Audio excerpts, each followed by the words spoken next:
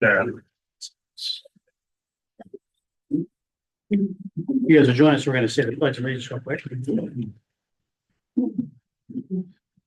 I pledge allegiance to the flag of the United States of America and to the republic for which it stands, one nation, under God, indivisible, with liberty and justice for all.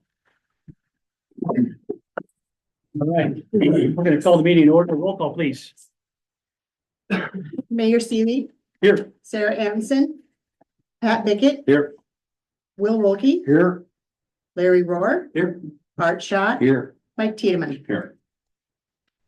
All right, we'll go ahead and entertain a motion to adopt the agenda as written. Motion to adopt the February 18, 2025 minutes. Second. Agenda, sorry. Second. Motion and second to adopt the current agenda. Any further discussion? All those in favor say aye. Aye. Anyone opposed? All right, agenda carries. Next line item, minutes from February 18th, 2025. Motion to approve those. Second. Motion and second to approve the February 18th, 2025 minutes. Any further discussion? All those in favor say aye. Aye. All right, anybody opposed? All right, okay, now we get to do the good stuff. Mr. Miller, if you'll join me up here. So first and foremost, this goofy thing right, see, it looks like an owl, doesn't it? Yeah, that's the owl. Are you familiar with the owl? Doesn't she do technology at the school? Yeah. So the owl was lent to us by the library. So as we're transitioning into the new building, we're trying to use technology to make sure that everybody that's not here in the building can watch this after the fact, whether it's a YouTube video or they can come in on the Zoom and they can actually hear us and they can see what's going on. So we're going to use the owl. We're going to make sure everybody can see Dex because he's the important guy right now. So I've been around wrestling for a lot of my life. I wrestled a little bit in high school. I wasn't very good. As I said in a meeting a few weeks ago where we recognized Miss Reese Olson for her tremendous performance throughout the year, her 100th win, 100th pin, 100?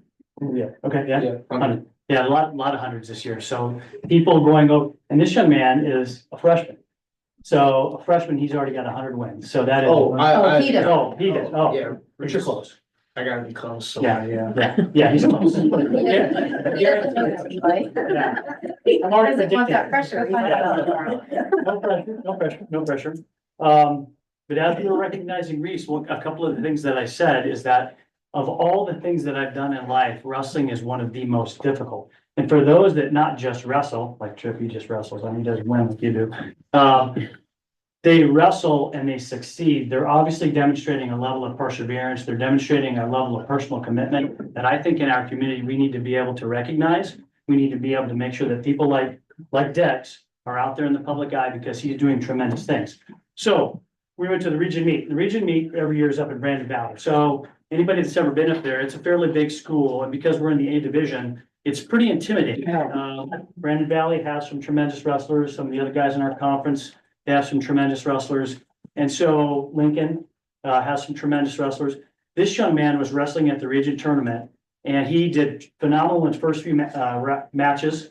And then he got to the championship match. And it was, so we're matched up against Hudson Caesar, right? Yeah. How's he pronounce his last name? Cesar. Something like that. Lincoln guy. Not important, right? I guess he is state champion. Should probably remember that. And so we knew Dex had a tall task on hand, right? So here's a young man that really just picked up wrestling, what? Sixth grade year. Sixth grade year. So if you think about that, there's a lot of folks in South Dakota that they start wrestling when they're in second, third, fourth grade. There's a bunch of little itty bitty guys out there on the wrestling mats. Dex actually started a little bit later in life. Tremendous athlete, was able to pick the sport up. So he's in that championship match. He beats the #1 guy in state. And not only does he beat the #1 guy in state to win the championship at the regions, he's then subsequently named the most outstanding wrestler for our region of the entire tournament. So he demonstrated a level of proficiency that a lot of folks aren't able to do. So Dex, I think you did a phenomenal job. I want to say thank you. And you did, you represented us very well. So thanks for coming. Appreciate it. And continued success your way. Thanks for coming tonight. Yeah, Okay? thank you. Appreciate it. Yep.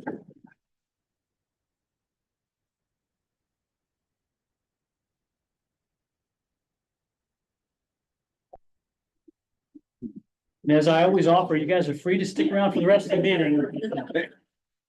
Okay.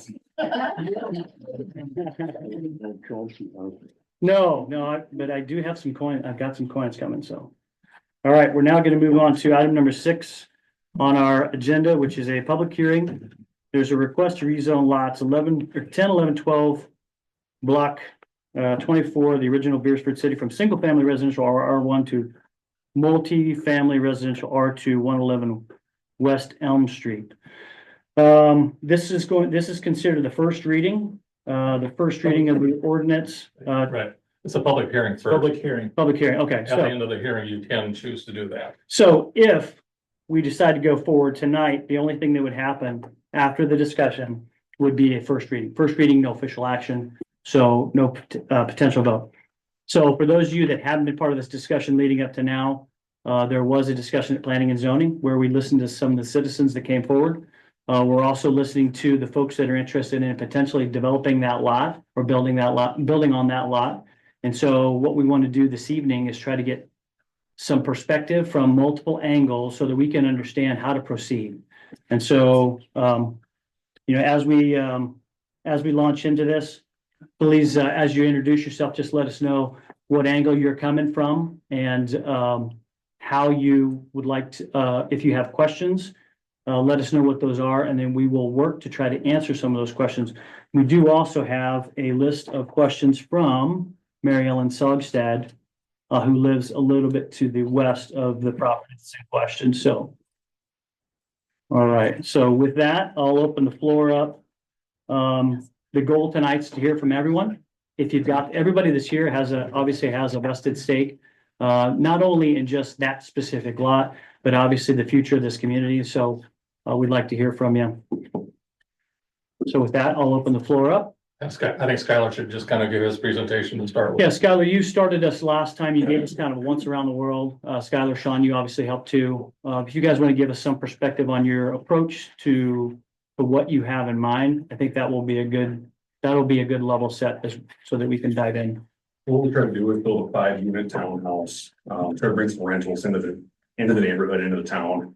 There'll be a 3-bedroom, 3-bath, 2-story complex, single stall attached garage. They'll both have double parking in front of every unit. So there'll be no street parking, or won't need street parking for those tenants.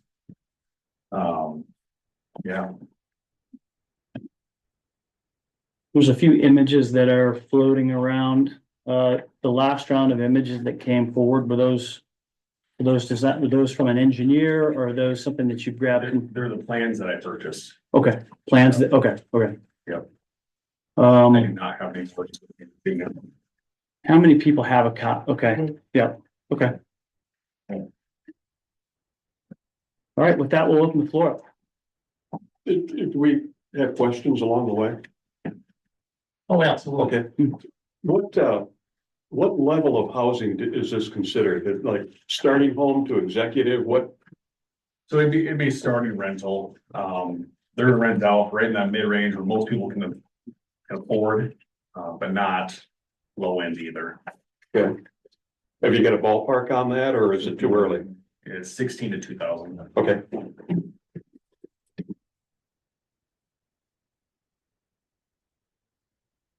Michelle, Sean, anything to add? All I'll say is, we need rentals of that price range. I mean, we have houses in town going for $2,000 a month. I just rented out redesigned for $2,000 a month. I get calls probably 6 to 10 weekly looking for rentals. We got people moving here. We got people driving in between looking for rentals, and they don't want to buy right away either. A lot of people can't afford to buy a house, or they're unqualified to buy a house, because even at 200,000, that's a $2,100 a month house payment as well, but I do see a high demand for them.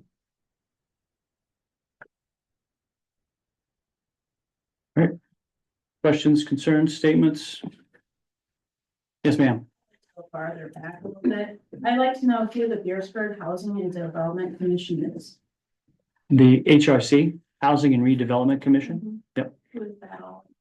So our current members, you guys want to, yep. Yes, yep. Here. Amber, Anybody else Casey. that's not here? Tom Diefendorf Okay. and Gary Scott. Right, how much did you purchase the property for? Um, I don't really hear, pull it up. Thank you. I think it was 60. Yeah, it was 60, yeah, plus you had demolition cost. Yep. Right, how much did the garage go for? $9,123.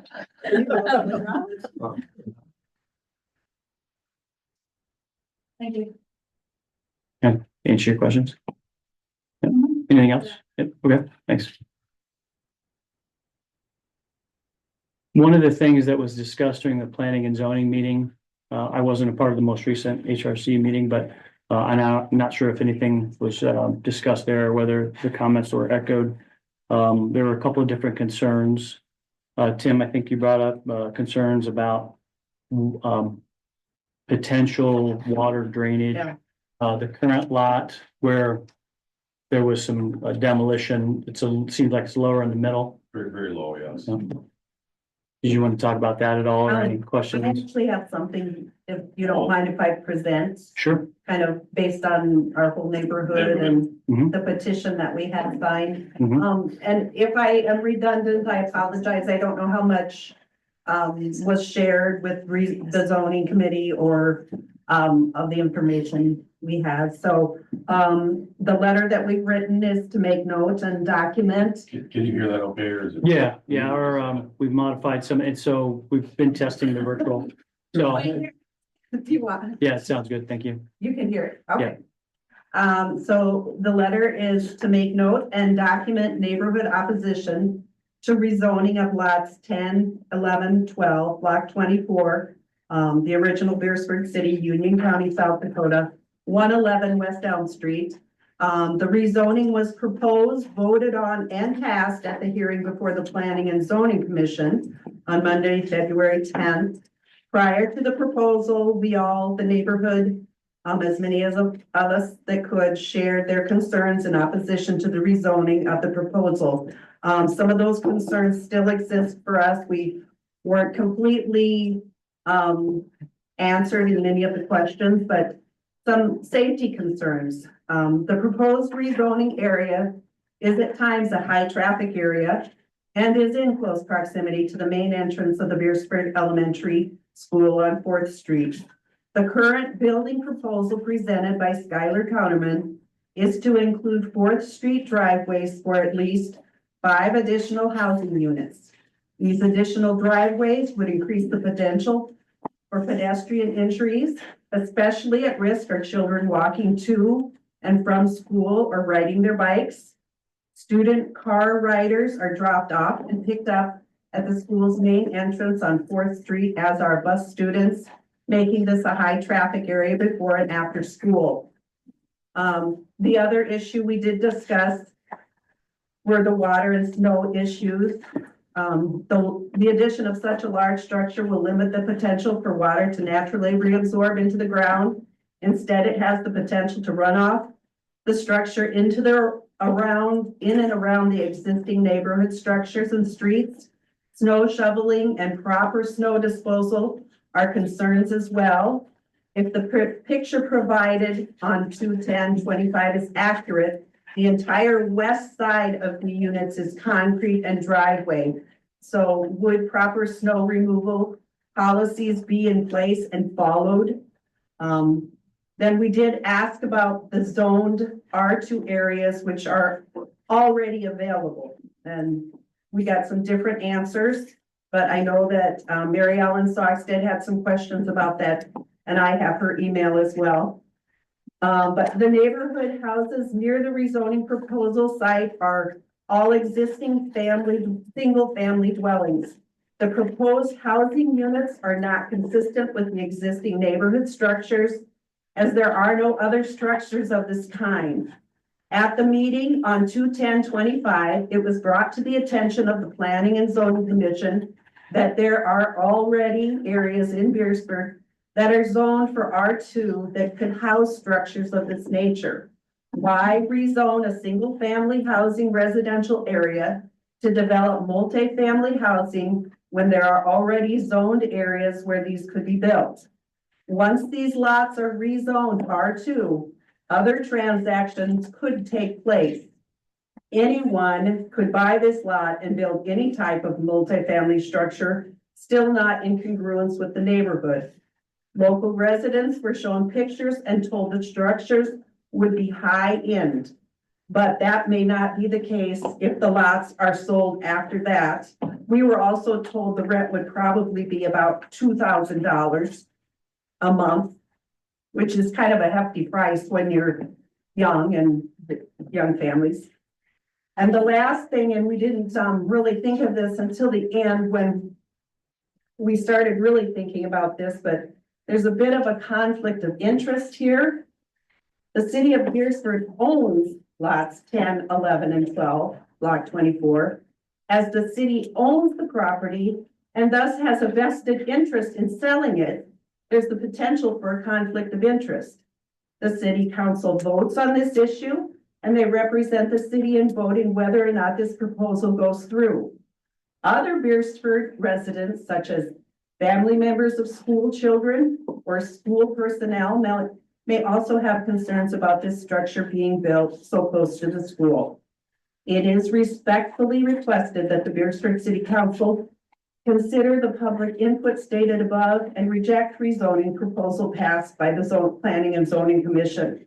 Enclosed is the opposition petition signed by the concerned neighbors and residents, and that was previously given to them. Thank you for considering the residents' concerns on this issue.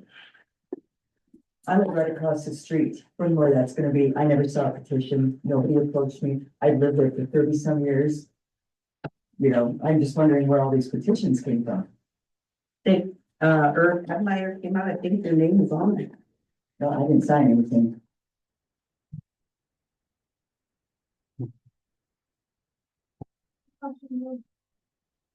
You just right across the street. Well, Irv. You're next to the guy. Because he's, yeah. Okay, well, we have. You'll pass that down too. I don't know if If they see we're only- petitions, tell us about them. Fine. Don't say all the neighbors sign all the time. Did I say all the neighbors signed it? Well, you just said neighbors, and then it's probably one of the closest neighbors, so I don't know who brought it around or anything. Oh, Irv Meyer brought it around. Plus, another thing that I have about what he said, and I understand it is a school, school area with high traffic. I've lived there, like I said, for about 30-some years. I see fast moving vehicles through there all the time. A lot of them are parents. I've contacted the police department several years ago. Nothing has ever been done. Not as far as I know, there's never been a child or anyone else injured. It can happen, but maybe we need some better, just have, school people out there to control the traffic or warn these parents, slow down. I see so many cars go right through those stop signs.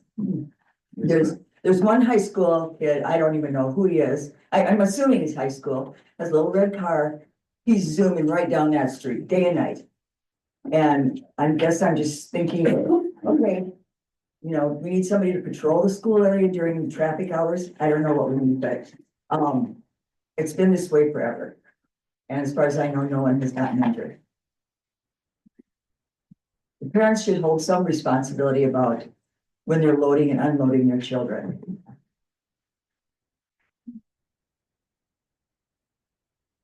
To my knowledge, I don't know that we've had any pedestrian injuries, Carly. Nothing I'm aware of. I mean, I want to maybe remember one on Main Street, but that would be one in a period of about 4 years. Law enforcement used to have a presence there in the mornings. I don't know, maybe this is for future consideration when and where there would be concerns about people driving too fast or putting kids in danger. But I think that's separate. One point of clarification. Yeah, just so council's clear, the Beresford Housing and Redevelopment Commission is a separate legal entity from the city. So the city is not the owner of the property.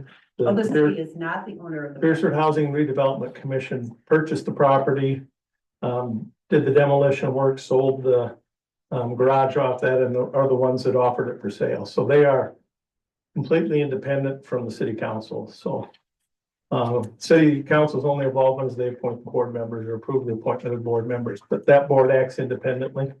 Where does that money come from? Pardon me? Where does that money come from that they have to buy something with? Well, they initially started the apartments that are up across from Bethesda. There's 12 units there. They built the apartments down by the baseball field.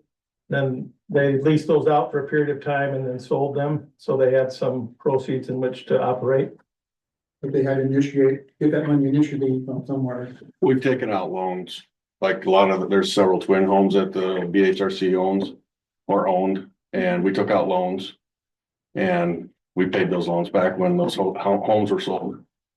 The city didn't put money into it. The city guaranteed their loans to an extent on the projects when they built them. There've been no city expenditures for dollars that have gone to the HRC that I'm aware of. Thank you. I could just, for this, let me jump in. Mary Ellen Stockstad again wanted to be here at the meeting, was unable to. She passed some information on to Jerry, and I'm gonna read a few questions. Skylar, some of these are for you. How long have you been in the construction business? About 12 years. About 12 years. With Ironclad, and then now you've been S&C for Legally too. 2 years, okay. How many homes have you built, you think? That's probably a As a contractor, I mean, hundreds. how many apartment complex, like, would you characterize this as an apartment complex or Townhome. townhome? How many townhomes have you had your hands on? I personally built one. Okay. Similar to the proposed? Yeah. Okay. How many employees do you have? Two currently. It's asked about how many people would be allowed to live. I think in each unit, we talk about 3-bedroom. Do we have city ordinance that governs the number that can? So 3-bedroom, maybe. Mary Ellen had a couple of questions about the number of folks that can live in each one, but we'll document this and get this back to her if any of you are in communication with her, so. Other questions from, Well, I think Skylar answered that before, but he might just want to answer how many he'd allow to live in there. Yeah, they're single family homes. That's what we want. Single families. There's not gonna be multi-families living in one unit. We do not want that. We don't want young kids. And the idea is for teachers. That's what we really want to rent it out to. I just got a question. This picture shows 6 of them, and you are looking at 5 of them, or maybe 6? No, we're doing 5 units on there. That's just the illustrated picture. Oh, okay, okay. Just wondering. Yeah, but the Thank you. blueprints are 5 units. And which way are they facing? To the Facing west? to the west, yeah. And then will there actually be a sidewalk? There will be a sidewalk going through there, just like there is now. Just like there is now. Will there be a fence in the back or anything, or, if they're gonna be allowed to have animals or anything, along the alleyway? We are not, at this point, putting a fence or anything around back. They're gonna be decent enough up there. They're only 22-foot wide units, so we really don't want like runways in the backyard. Right. As far as drainage, have you had an engineer look at it? Does it appear to be a concern? No, I have not had anybody look at it. We went out there and pulled elevation on it. I'm gonna have to bring in like 40 inches of dirt on the one side to bring that up. It's actually still gonna put us about 8 inches lower than what your guys' property is. Your top of your foundation. So right now, just out of curiosity, do you guys have water issues in your basement? Yeah, with the 5-inch range, we have water. On that range, we don't have. On that north side? Yeah, I mean, So, there's obviously a pond there. yes, Big range. and if you don't have proper drain tile, that can seep in and cause that same issue.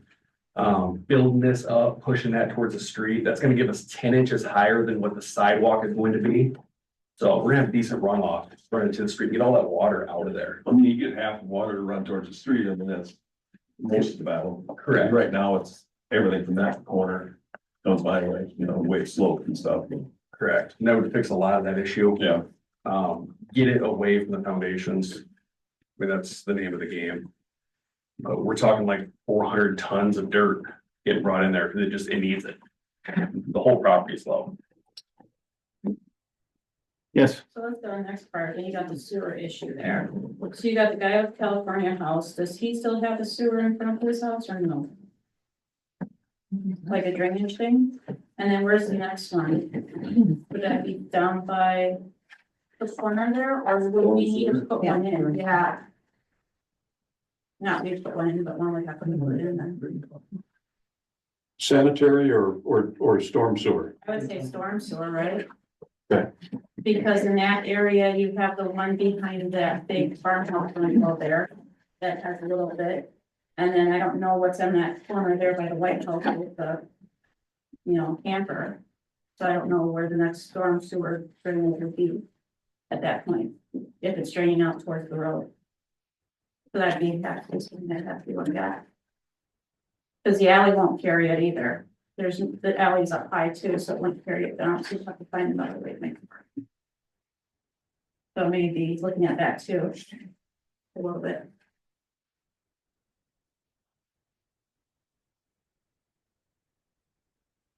Will they be allowed, you have a little bit of green area in the back on the alleyway, would they be allowed to park back there too? No parking behind the units. Okay. And you want to keep that all grass.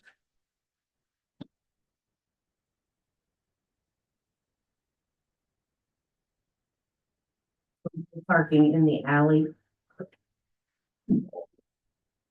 Taking all the big trees down. Yeah, all big trees. I need one of these on too. The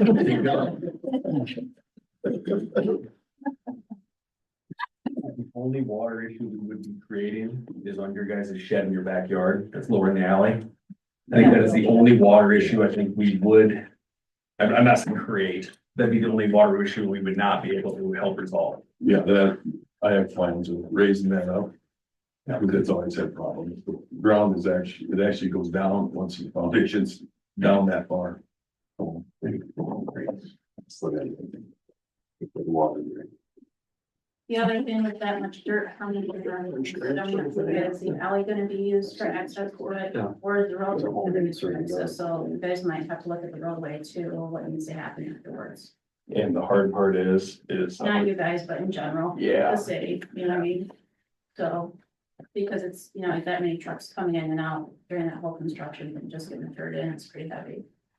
Especially in the alley, it'll just. Wasn't there a fourplex just on the block north of that, across from, Across from the school. Yeah. across from the school Yeah, previously? like So, there's one bedroom and Yeah. one bathroom, Yeah. it's a small, very. Is it still there? Yeah. It's there. I'm just like, I haven't walked by there. in one- Yeah.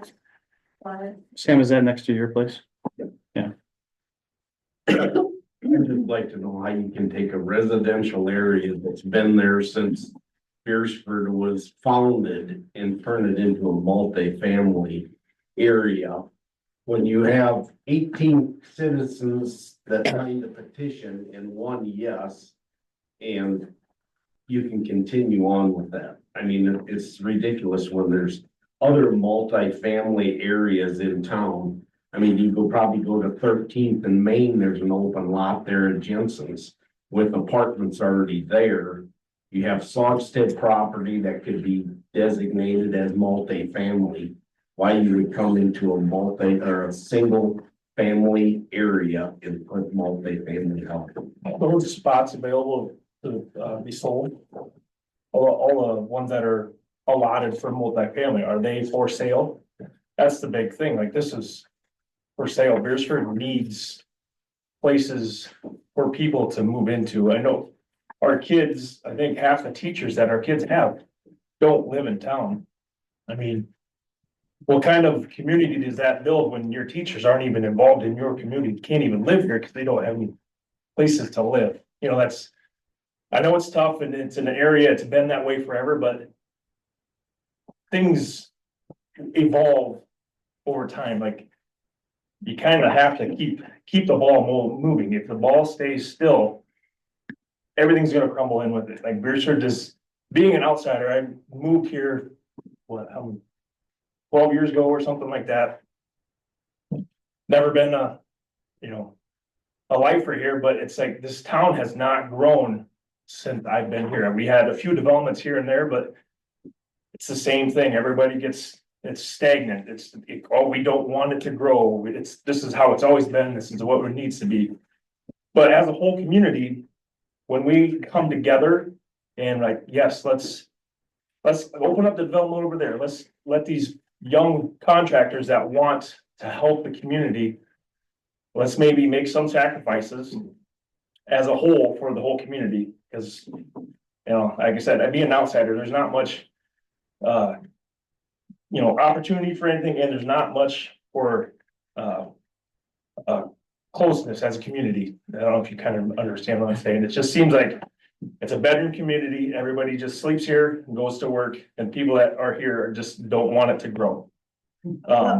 Growth is the key to our community Yes. growing. Yeah. We get more houses here, then we can finally maybe get a new gym, some additions to the school. Maybe we could get some more stuff to improve the school. It's coming from somebody that has kids involved in the school district. Again, just noticing that half of our kids as teachers do not live in this community, which is kind of sad. And then they end up going somewhere else where they can live in the community that they teach. Again, Retention is an issue with our teachers because of that. Said, I'm not saying I'm against putting multifamily up, but not in that area, when there's other areas that are designated. You have areas south of the football field that are designated multifamily already.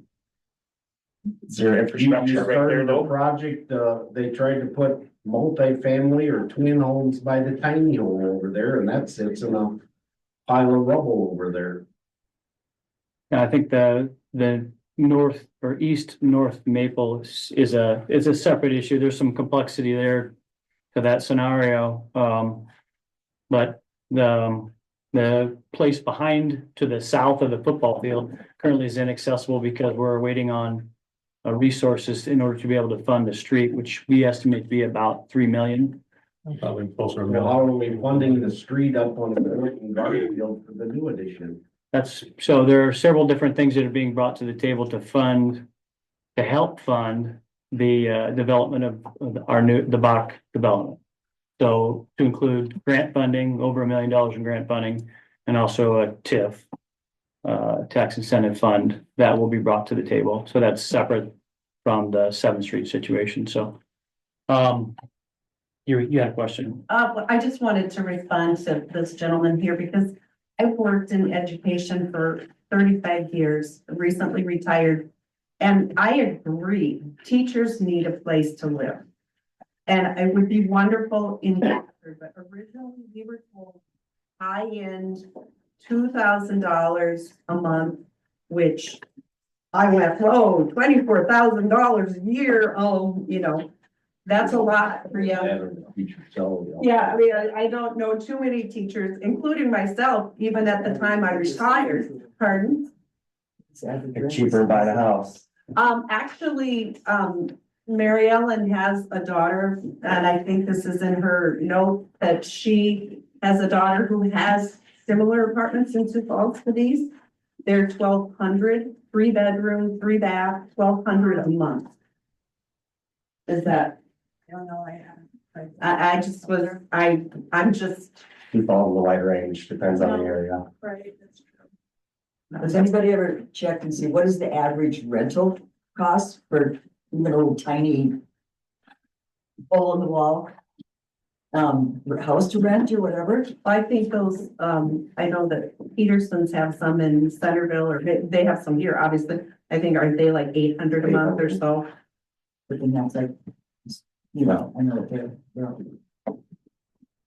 Just some background, when the HRC bought this, that house was crumbling, it was dangerous, it was an eyesore.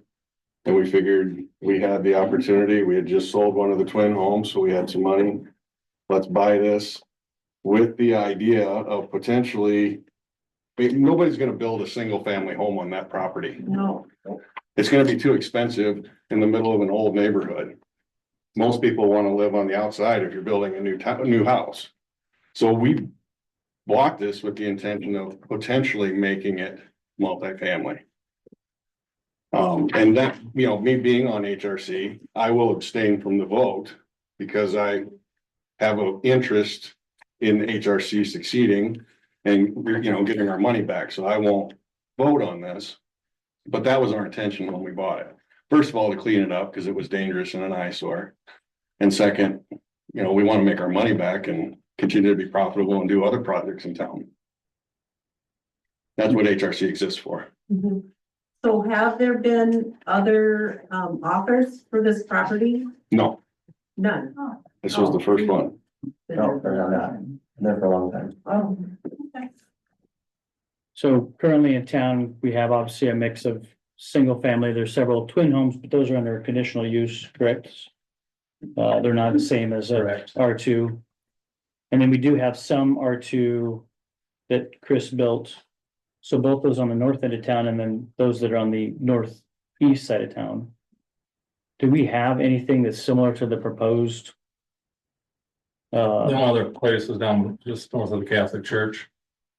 There's some ground Colin? behind, there's a couple threeplex units there behind those. It's zone multifamily. Willow Street.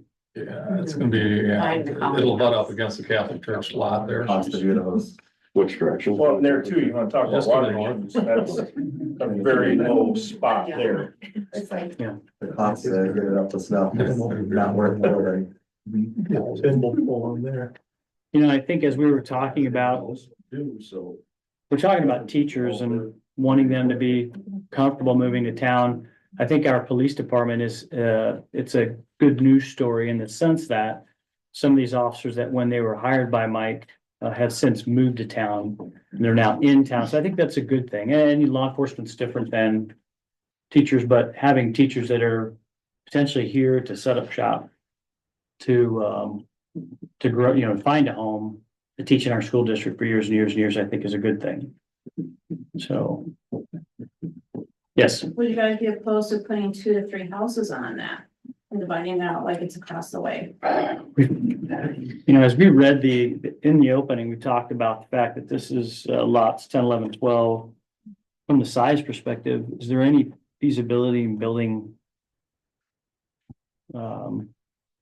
something else?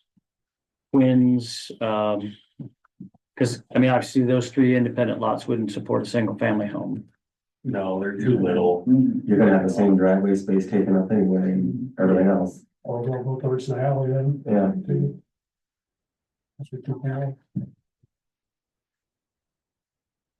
I think, yeah, the estimate on potentially constructing a single family home on that lot, you know, it's a good sized lot. Probably would be in that at least $500,000+ range. Well, if you divide it out by 3 or 2. I mean, you'd still have to bring dirt and stuff like that, but it would stay as residential. Skylar, from a financial I perspective, think the hard part is with that is you're gonna build a $500,000 home or 400,000. It's anymore, it's costing 400,000 to build a nice home. And we're gonna put it on this tiny little lot. And what we're gonna have invested in that lot, we could buy it and spot off the golf course. And it's worth 500,000. Mhm. So that's the hard part of that lot. Like we spoke the other day, I'm gonna have 120,000 in this thing just to get it level. Right. That's a lot of Um, money to put into it otherwise. so financially, this is kind of the only way to go to make money and do it. I mean, to be smart about it.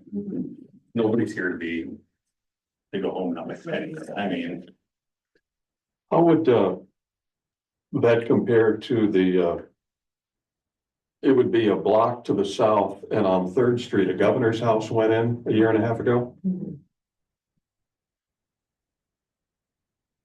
I personally do not, those governor houses, why do we put them in and their front door is towards their neighbor and not towards the street? They've done that a couple of times in town.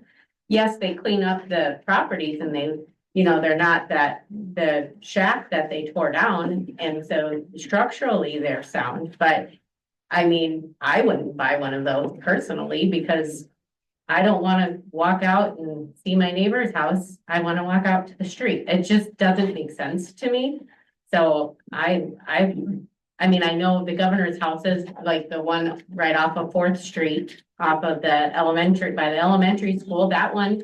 I mean, seems like a normal setup house, but the other couple of them just down from us on Second Street, I think they put one there. They did the same thing where it's more like, it's not set up right, and it just. I don't understand it. And I don't think contractors can buy government houses. Can they? I think that is a governor's house, it's right across from elementary school, isn't Yeah, that that's what one? I'm saying. It's on the, Regular house, I got the fourth, the, north of it. north of North it of it. is what I meant, That's the governor's house. yeah. Cause that was put in right when we moved here 20 some years ago, so. Yeah, I would imagine on that one that I'm referring to on Third, it was Yeah. the width of the lot. Yeah, They burned the house, and I'm not sure if there's any oversight on how the house that is positioned with that, or. Not really, I mean, as long as they meet the setback requirements, and I didn't want, the reason they ended up with those is because. The governor's house program only has so many available, typically are a 3-year out, and they had ordered some. Through the people that brought them all down, and they didn't have enough of the front entry houses, so either get them or wait another 3 years to get different houses, so. Yeah, they're 3 years backed up. Yeah, so they took what they had available, rather than having that lot sit empty for 3 years. Skylar, have you run the numbers on what a fourplex would mean financially versus a fiveplex? I have a little bit, so right now I'm gonna have about $1 million tied up in this. I'm still gonna have about 850,000 if we do a fourplex in there. And when you look at what you're gonna get for rent on them, there is no money in it. No. Financially, I cannot swing it. So the break even sits somewhere between 4 and 5. We kind of need the 5 to be able to make it worth doing with building that lot up, put money into it.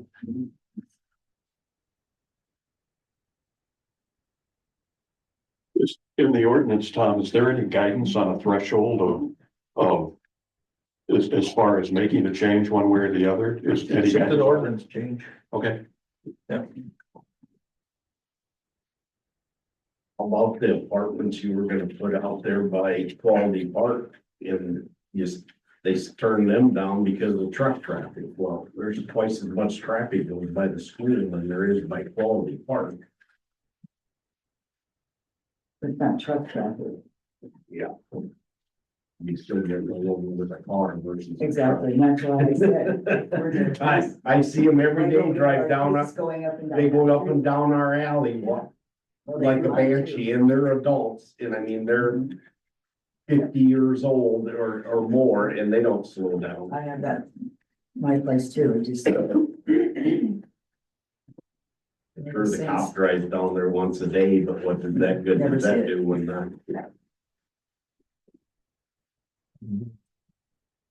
as far as your plans on these units, are you looking to kind of follow the color scheme and so forth that is in the example, or does that to be determined? No, they'd be white and black, just like you say. Okay. The only difference would be is I think the front overhang in the picture is steel roofing. Obviously, we can't have steel in Beresford, so that'd be all shingle.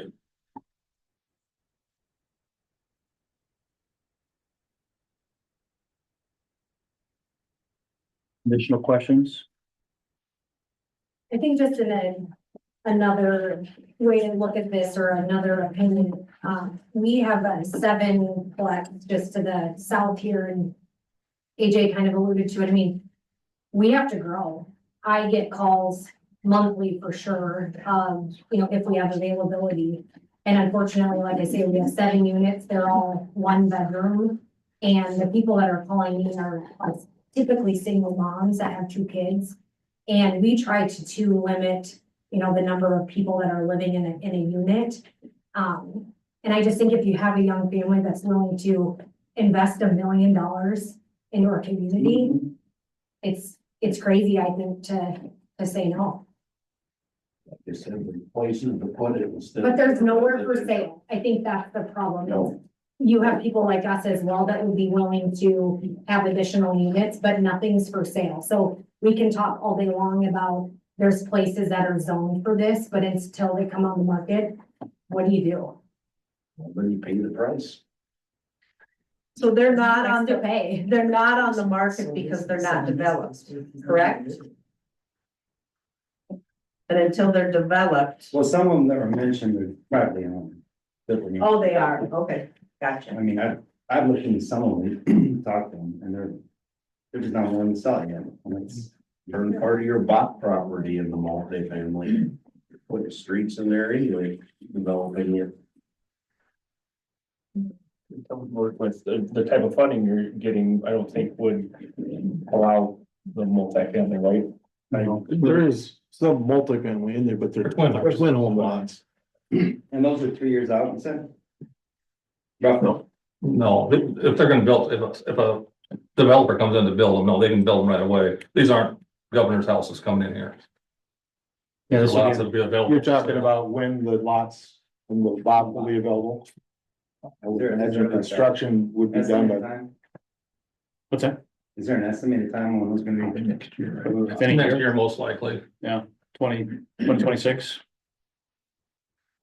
So it's a mix of twins, so 55, so mix of twins and single family homes. There's a developer that we are attempting to work with that builds homes in the 220 to 280 range, single family homes, attached garage. So, that's on the lower end, but Personally, I would just like to see something really nice, upscale. To sit on my living or on my couch and look out that window and see something nice as opposed to somebody bringing in. Well, maybe a governor's house, and I'm not saying anything bad about them, or a trailer house. I don't know if they can bring one of those in there. no, I think. Because we have a trailer like right south of my house. Yeah, I think there's fairly specific things that prohibit that, but. So you had a vote, you'd vote for a beach across the street? There you go. Will, any questions? No. Mr. Schott? No, I mean, we just gotta consider all our options, that's all I'm saying. I mean, my only question is if there's more than one spot. I mean, I know what he's saying is that if it's available, but money talks. I mean, you might have to pay a little bit more for a different spot or something, but I mean, then you gotta figure it out. Is there any of them that are zoned R2 currently that don't have something built on them, except for the one that's, south of the football field, which isn't developed yet and won't Water be and for sewer may years? look one this year, but then the road's not gonna be there for quite some time unless there's some funding that comes I available. mean, I don't have aerials behind this, so I'm looking at the zoning map and I'm trying to envision these areas, but most of them that I can see have already been built or have partial construction on it. This is why we're here again, because we don't have a lot of those places. Get Jensen's out there on 13th and Main. That's actually zoned R1.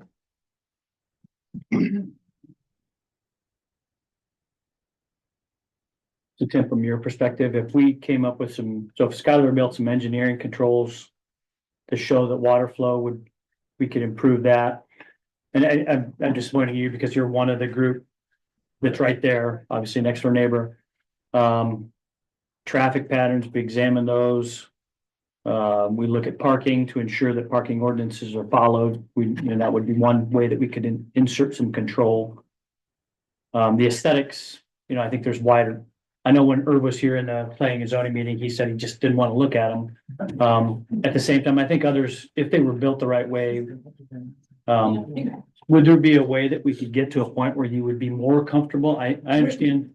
Not just, there were other neighbors, and I apologize to you for inferring that you were a part of the petition, but there were others. So I don't know that we can Like you said, you get water and flow right. I mean, That's one aspect, That's right? one aspect of it. And we don't really have to look at them because our door faces anyway. You're facing to the south? Yeah. Yeah. And we'd be Doesn't allowed either, to his garage is there. No. So I don't know. Where's all the snow gonna be? It all has Shoved up in a pile? on the end there, the intersection, or? It'd have to get pushed up and back. It's kind of hard to tell right now, obviously. But yeah. That's one of the biggest things that- Thing, being taken care of and, upkeep consistently, basically. The other thing is, if you do snow removal yourself, so 150 feet of snow I think into a that pile, needs that to can be be a pretty good sized pile. his own snow removal company. It's no different than at my house. I have to make sure the snow gets removed, except some. I'm not saying, I'm just saying, No, in but- general, Usually shoved in a pile on the corner and then somebody can't see around the corner and I've never causes seen an that accident. since I lived in. Well, it isn't now, but when you shove 150 feet of double wide driveway down there, you're gonna have a good pile of snow. The thing is, you got 12 feet from the edge of that street to the edge of the sidewalk, you got a 4-foot sidewalk, and then we're setting back 25 feet for that first set of that driveway. So you're 50 feet back from even the corner of the street. That's all concrete that you have to remove. No, from the edge of the street back to where that driveway is gonna start, it's at least 50 feet. So if you put a 15-foot pile of snow there, still got 35 feet you can see around at that corner. We cannot put snow on top of that sidewalk. And you got, like I said, 12 plus 4, 16 feet at least you will be able to see around on that corner. With these units, those are single or is that a double garage? Single. It's a single, so you could also park in the space in front of the door. Correct. Okay. So I mean, I think when you're talking, having the snow discussion, that would there's no place to pile it. In between every unit, there is not, no. Okay. Yeah, I know a lot of times in Sioux Falls, they'll leave 4 or 5 feet of grass in between each unit. Yeah. Ends up being a mess anyways, because everybody piles right there in the middle, and then it's 6 foot tall. We're just pushing all that right to the end, do colored concrete in between them to divide them up a little bit. Where's the street? As a company, when you were looking at these options, did you imagine that like To here. Right through the grass. there might be more in the future in other places around town, or? I would like to, I think that really the community needs it. And I think this is not the Chris Peterson apartments that you're in out for $800 a month. Yeah. Personally, I don't want to live in an apartment. I'd rather live in a townhouse. Yes. Will these be available for ownership? I thought I heard that mentioned that it could be rent and We are potentially. setting them up so they could technically be sold down the road if we ever wanted to divide them up. But that is not currently the plan. Okay. With the snow removal, is there a way that, I know that the city moves their snow somewhere, is there a way that he could have access to that area to move snow if it got really bad, like a couple years ago? I mean, I think Other places. Yeah, would this be kind of an HOA setup to take care of these? type thing? So I own a construction and snow removal business. Okay. So we would be removing snow. Okay. And mowing the lawn. Do you envision it's gonna have to be loaded and moved, or? I really don't think so. You know, if it gets a little too full, it could be hauled out. But I mean, we do the dental office downtown as well, or down here as well. You know, it gets too full, we gotta haul snow out. Yeah. It happens. But is there a So- way that he can have privilege to go do that where the city dumps also, so he doesn't have to haul it, God knows where to? I don't know, Skylar, where do you take your snow? To our house. Like 6 acres. To our house. Well, I know other years when it's gotten that bad, that much snow, I don't know if it was last year or 2 years ago. The person who was doing my snow removal at that time, he just piled right in my front yard, not in my yard, but in between the sidewalk and the curb. I never had one complaint. And like, the kids love it. They run up and down it when they leave the school. When I looked over this stuff, over the past week, my sister-in-law lives, in northern Lincoln County, in Sioux Falls, but you know how that works, and lives within, off Southeastern Drive, what would be south of 57th, I think, in kind of like a village, where there's like, it's a progressive community. There are larger single-family homes, smaller ones, and then, homes similar to this. In fact, my sister-in-law and brother-in-law have one. It looks more residential than this particular model, but they're all, you know, they're all side by side. They do have a little bit of green space in front, but, and then I drove over to look in T, took a tour around T, where they're similar. These houses are built on the kind of the eastern corner of town. And they seem to have, they aren't dropped in the middle of a residential area. And that's where I'm struggling is, you're right, this is a great development. Is it the right spot for it? I mean, is it going to hold the value that you're building into it in that neighborhood and vice versa? You know, I think it would hold value simply because I live right across the street. I think it's a perfect location. I'm like, a couple blocks from the elementary and high school. I live right across the street from the, the smaller kids' school. Two blocks from downtown, 2 blocks from the pool, 2 blocks from the golf course. I think mine's a perfect location. you know, and I'm Marilyn and I are kind of like AJ. We've been here for 13, 14 years now. And when the home we built, there are covenants about size, about the roof pitch, about colors and so forth. There are not in this neighborhood. If there were, would these meet those covenants? Because I think maybe that might be the heart of some of the question here, because the rest of the engineering can be managed. The drainage, the traffic, those are solvable issues. And I'm just kind of looking for your thoughts on that sort of thing. Or if it's gonna match with the neighborhood, Yeah. I mean, blend with it. Yeah. You know, like I said, we need rentals. There's nowhere to build around here. It's a big enough lot to do what we want to do. And like I said, financially, I mean, it does not make sense to build a single family home in there. It just doesn't. If you do, you gotta pile them in so tight, they're gonna be hard to sell. Or you gotta have state funding tied into that, and not one person in this room wants that. You don't come next to that, I sure as hell wouldn't. Is it gonna blend perfectly with the neighborhood? No, I'm not gonna say it's going to. I mean, we're putting a complex next to a single family home. But the idea that it's right next to the school, the golf course, I mean, in between the two schools, perfect for single family homes. You got young kids, it's right there at the playground.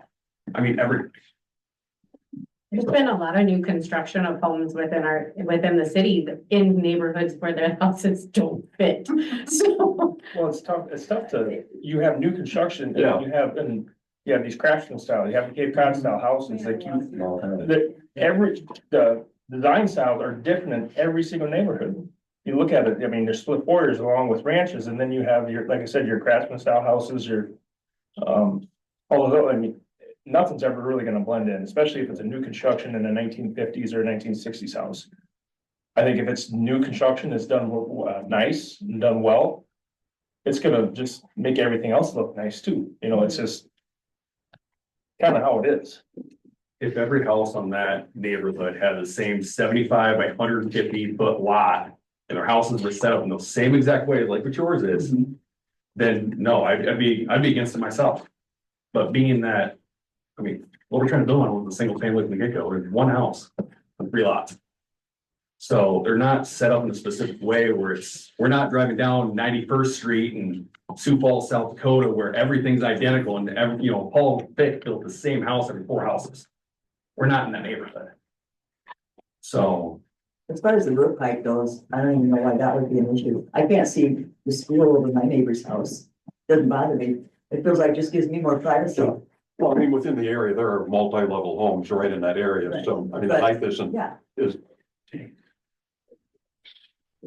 Sean, how many rental units are currently available in Beresford, South Dakota? For rent, Yeah, I get calls every day. Today I had 3 calls looking for rentals do you know how many units are available right now. are in? Well, I don't know the total yeah, right now. that wouldn't be, that's not a number that we Yeah. track coming, okay. How many track of that? Yeah, available. Remember available? I'm asking around and stuff. Oh, Rent. yeah, rent's high, then. Rent's high. Yeah, yeah. I know some people's paying 50, they got it all, it's just going to 3,000. Has there been any background or? I'll use the word reliable, researched information on impact on property values, up or down, or is it a neutral? Anybody have a? As a realtor, these will not be compared against anyone's properties around. They're multifamily. Yeah. In fact, pricing these, I've been helping his lender price these. We compare Beresford against Canton, Lennox, Harrisburg, Worthing. So it will not impact one way or the other. They're separate multifamily. Even the assessor will tell you that. I mean, neighborhood wise, for the No, neighborhood. that won't change value at all. Okay. We won't even look at that Okay. at all.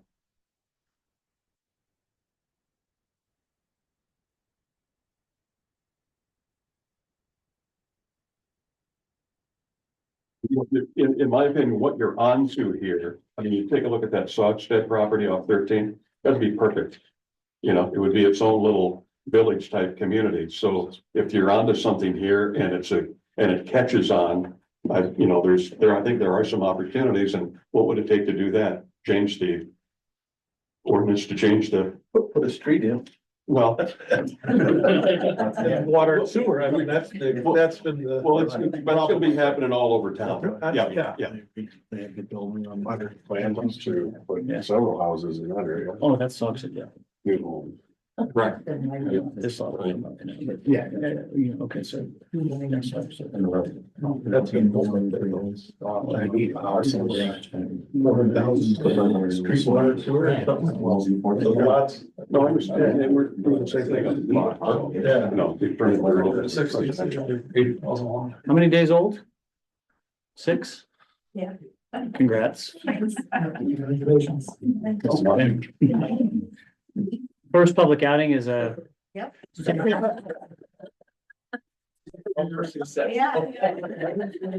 Destined for government, all right. Go out, change the number in the street sign, add 1. We'll give you a white marker on the way out. Yeah. Any additional comments, questions? So this is the first reading. You can, this is the public hearing, you can make it a first reading if that's what the council wants to do. But you don't pass anything like this needs 2 readings. So this does not mean that the developments will be rezoning is going forward. This just means that this is read into the record as the first reading. And so the entire process requires a first, second reading, and then a formal adoption. So there'd be a second reading that would be published on the agenda for the next meeting. And then that's what the council will vote either for or against the proposal. And then it would have to be published, and then 20 days after publication, it becomes effective unless referred. Does everybody get that? So next meeting would be the second reading, formal adoption. That's where the council can take their action to approve or disapprove. Published, and then subsequent to publication, there's a 20-day period for potential referral to a public vote. So What date is that, the 17th or? 17th, yeah, 2 weeks from today. Same bat channel, same bat time. Will? No, I'm good. Good, first reading, no formal action. Pat? Yeah, no. Mr. Rohr? Agree with the first reading? Yeah, I'll move it ahead. It just didn't say noted in the minute that its first reading was held. Okay. All right. Now I get to read it. Yeah. You can do. All right, ordinance number 2025-04, zoning amendment for the city of Beresford and ordinance rezoning and amending the zoning regulations for the city of Beresford, South Dakota by rezoning from single-family residential R1 to multifamily residential R2 in the following property. Lots 10, 11, 12, block 24, original Beresford City, Union County, South Dakota. That this ordinance amends zoning regulations for the city of Beresford, South Dakota, with such regulations being set forth in the document titled Beresford Zoning Ordinance, provides restrictions, district boundaries, and zoning map, provide for the administration, enforcement, and amendment of this ordinance, and repeals any other ordinance or parts thereof in conflict with this ordinance. All right. Any additional information? Do we have we probably didn't get everybody's contact information. I think some of you, we have a document with your names on it, the opposition letter. The one I read. Yeah, and I think we've got a paper copy here too. I think a petition was. Yeah, this should be down there. Yeah. We will not be sending notices out anymore, so this is if you want to come next, 2 weeks from now, you can come in. Yeah, 2 weeks from today, 7 PM here in the city council chambers. It'll be listed under old business. Mr. Mayor, does the ordinance change prohibit the sale then of a unit? is everything a single family? Is that, would it be required to be rezoned if someone did buy one of the units? It's gonna be a single. Skylar, it's all one structure, correct? One structure, yes. So I mean, they'd have to do condominium to be able to do that. Okay. Maybe, I don't know how you would And I think it should be parceled out. parcel it out as a single structure like that. So, Curious. yeah, no, because I don't think you could. Thanks, Larry. All right, anything else? Okay, thank you everyone for your time. Appreciate your input. We're gonna move forward on the agenda. All right, item number 7. Evan, you get extra credit tonight for a little bit more municipal government than. Yeah. Yeah. I get a wide range of, what I get to see at these meetings, so. Yeah, I bet you've been to probably quite a few, so. Yeah, so if you want to get a 2 minutes for everybody to kind of clear out. Give them a little 3 minutes here. Yeah, we'll take 3. That's good by you. Yeah, sorry, it's late night. If I had a coffee maker, I'd make you one.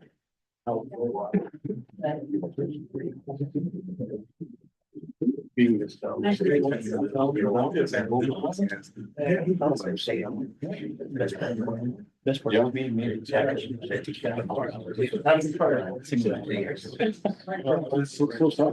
Yeah. Yeah, well, that one.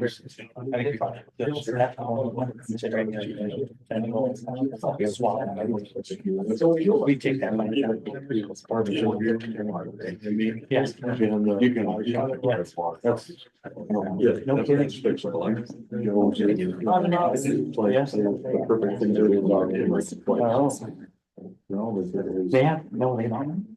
Yeah. It's been a same house. We should really get it all down every month. That's gonna be right in here. Yeah.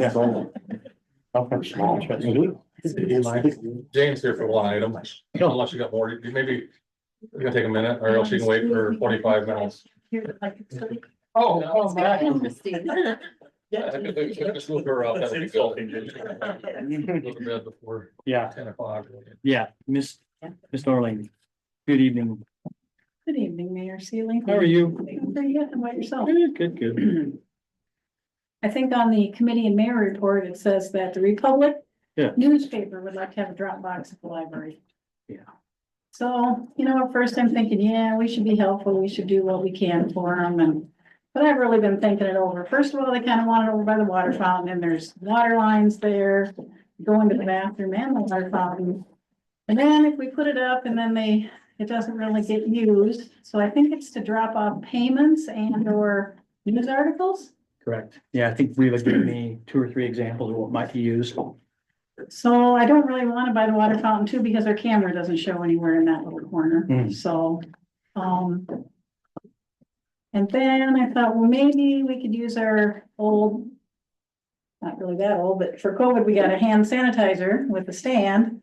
And nobody uses that anymore, so maybe we could put the box on that little stand, because then it wouldn't be permanent. Yeah. Maybe that wouldn't be so bad, and then I'm even thinking more, and I'm thinking, now, wait a minute, they're a business in town, there's lots of other businesses in town. Mhm. So what are we setting ourselves up for boxes and drop off things? Maybe they should make a deal with Ace or the grocery store. Maybe they could give them a little free advertising, put a box in their store. I don't know. I just don't know if the city building is the greatest place for it. The more And I it think sets some about it. precedent, doesn't it? Yeah, it sets a little precedence and The only reason I considered it, as I was thinking through the exact same thing, was that because we go once a year, we have to designate them as our formal newspaper, which is slightly, so if somebody else came forward today. your option is them or them. Yeah, right, so. Through the official channels of when we make when we make notifications of the public, we have to use the Republic. That gives them some footing, but at the same time, if it doesn't work, from a physical perspective, then. Well, that's kind of the pros and cons. I don't know if she would want it on a movable stand. I mean, that's the only thing that wouldn't put holes in the wall, and if they take it down, we'd have to repair. Plus, I don't want to figure out where the water lines are for sure. Spooky. hit the water line. That's gonna cost more. So I don't know. I Okay. just don't know if I think it's the Not best convinced? idea after really thinking about it more. Do they still have an office here in town? No, that office, so she's asked me to Yeah. have that sign taken down, but that property is owned by a young lady that lives in Centerville, South Dakota, that doesn't answer her email or phone calls. Okay. Yeah, so they don't really have another option right now, but I just don't know if we're the best option for them and that maybe they should. I mean, they're a business, they don't pay taxes, they're here, they don't have a presence, so maybe they should figure out a place where they could rent a little space or You know, your something. idea of her engaging in some proactive conversation with a business where there might be a relationship, Mhm. she may be responsive to that. I mean, some of those guys, I mean, we're open 43 hours, which is pretty good, but Ace in the grocery store, I mean, they're open, they gotta be open 60, 70 hours. a I mean, week. if you're in vicinity, why wouldn't they go to Creative Sugar? Yeah. Yeah. You know, and I'm sure they're thinking, well, we're a city and. Yeah. You know, newspapers are good for cities and they are but I just don't know. So I guess I want a little input from you guys too. What do you think? I got all that, you know, shelf and windows here, so I can't really put it there because of the lower shelf and the windows to the right when you come in. So they're looking for a place inside the library? Not something that's external, Inside the entry. entry, okay. Do we have a Dropbox here? So there, we still wouldn't be there in the mornings. We're there Saturday and a couple of evenings. Night depository? Yeah. Utility payments. And we have a drop too. And I think what's gonna happen is people are gonna put it in our book Somebody drop. comes in I and really- decides to haul When it. you say they have a drop at the library, I think we're gonna start getting. We have 2 drops outside the library. One says books, one says mail. You'd be surprised how many people think we're a US post office and they drop mail in there and I have to walk it across the street to the post office. Mm. It's for the library's mail. And I think the same thing would happen if we said there's a drop for the Republic. They'd be dropping it in outside. And then I'd be calling her. I got some more stuff for you. So not trying to not be helpful, but maybe they could just search around a little bit more and if they're really in a pinch, they could come back to us, but Yeah. that's what I would hope you might say at this time. That would be my inclination. I don't think city wants to get in this business. There is a relationship, there's an official paper, but yeah, it would be maybe the third choice.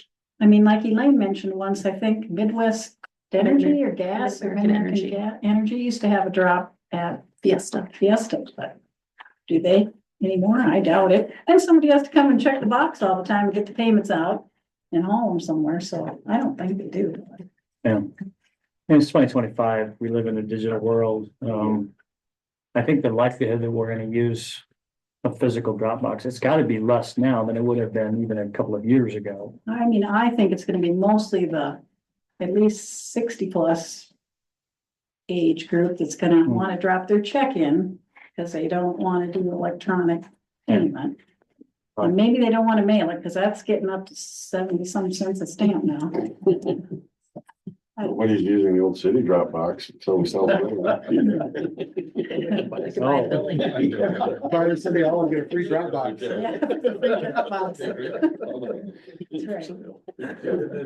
So I don't know, unless you think I'm being like not nice, but. Good, yep, good points. I don't think there's anything here that they would want to arrest a librarian for. Yeah. I should talk about House Bill 1239, because that's kind of a mess. Thank you. There is a bill out there called House Bill 1239 that is actually would criminalize a librarian or an assistant, or even like if a student helped or worked at the library, if they checked out a book that was harmful to minors, and there's no, what's harmful to minors? Is it a book about magic? Is it a book about something much deeper? What is harmful?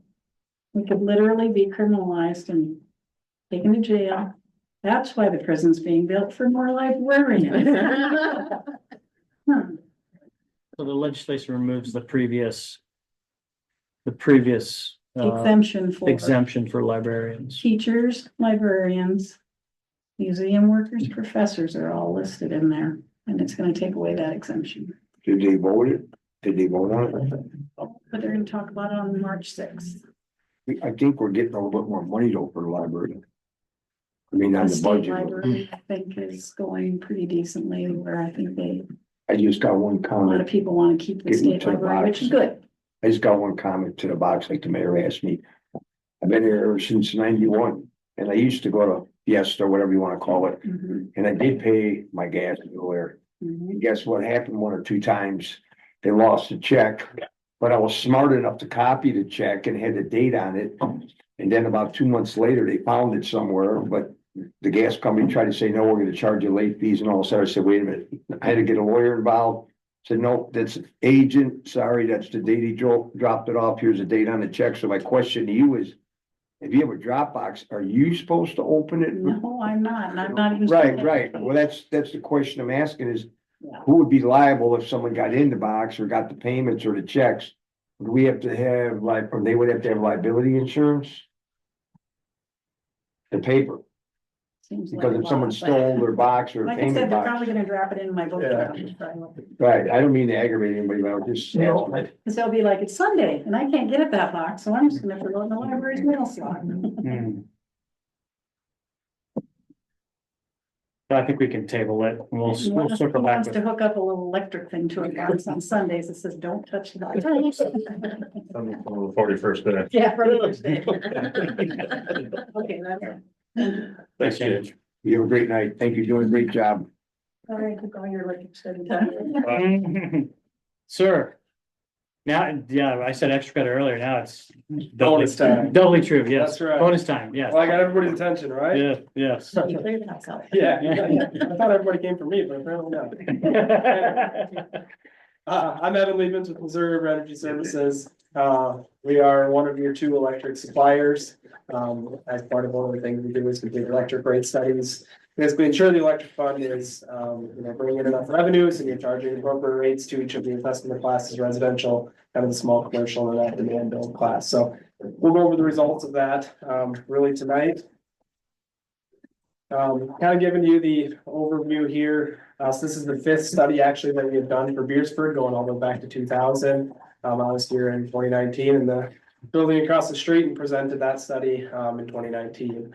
The last rate increase prior to the one that was approved here a month or 2 ago was actually 4% in 2017. So you went from January of 2017 to essentially January of 2025, holding electric rates completely flat and stable.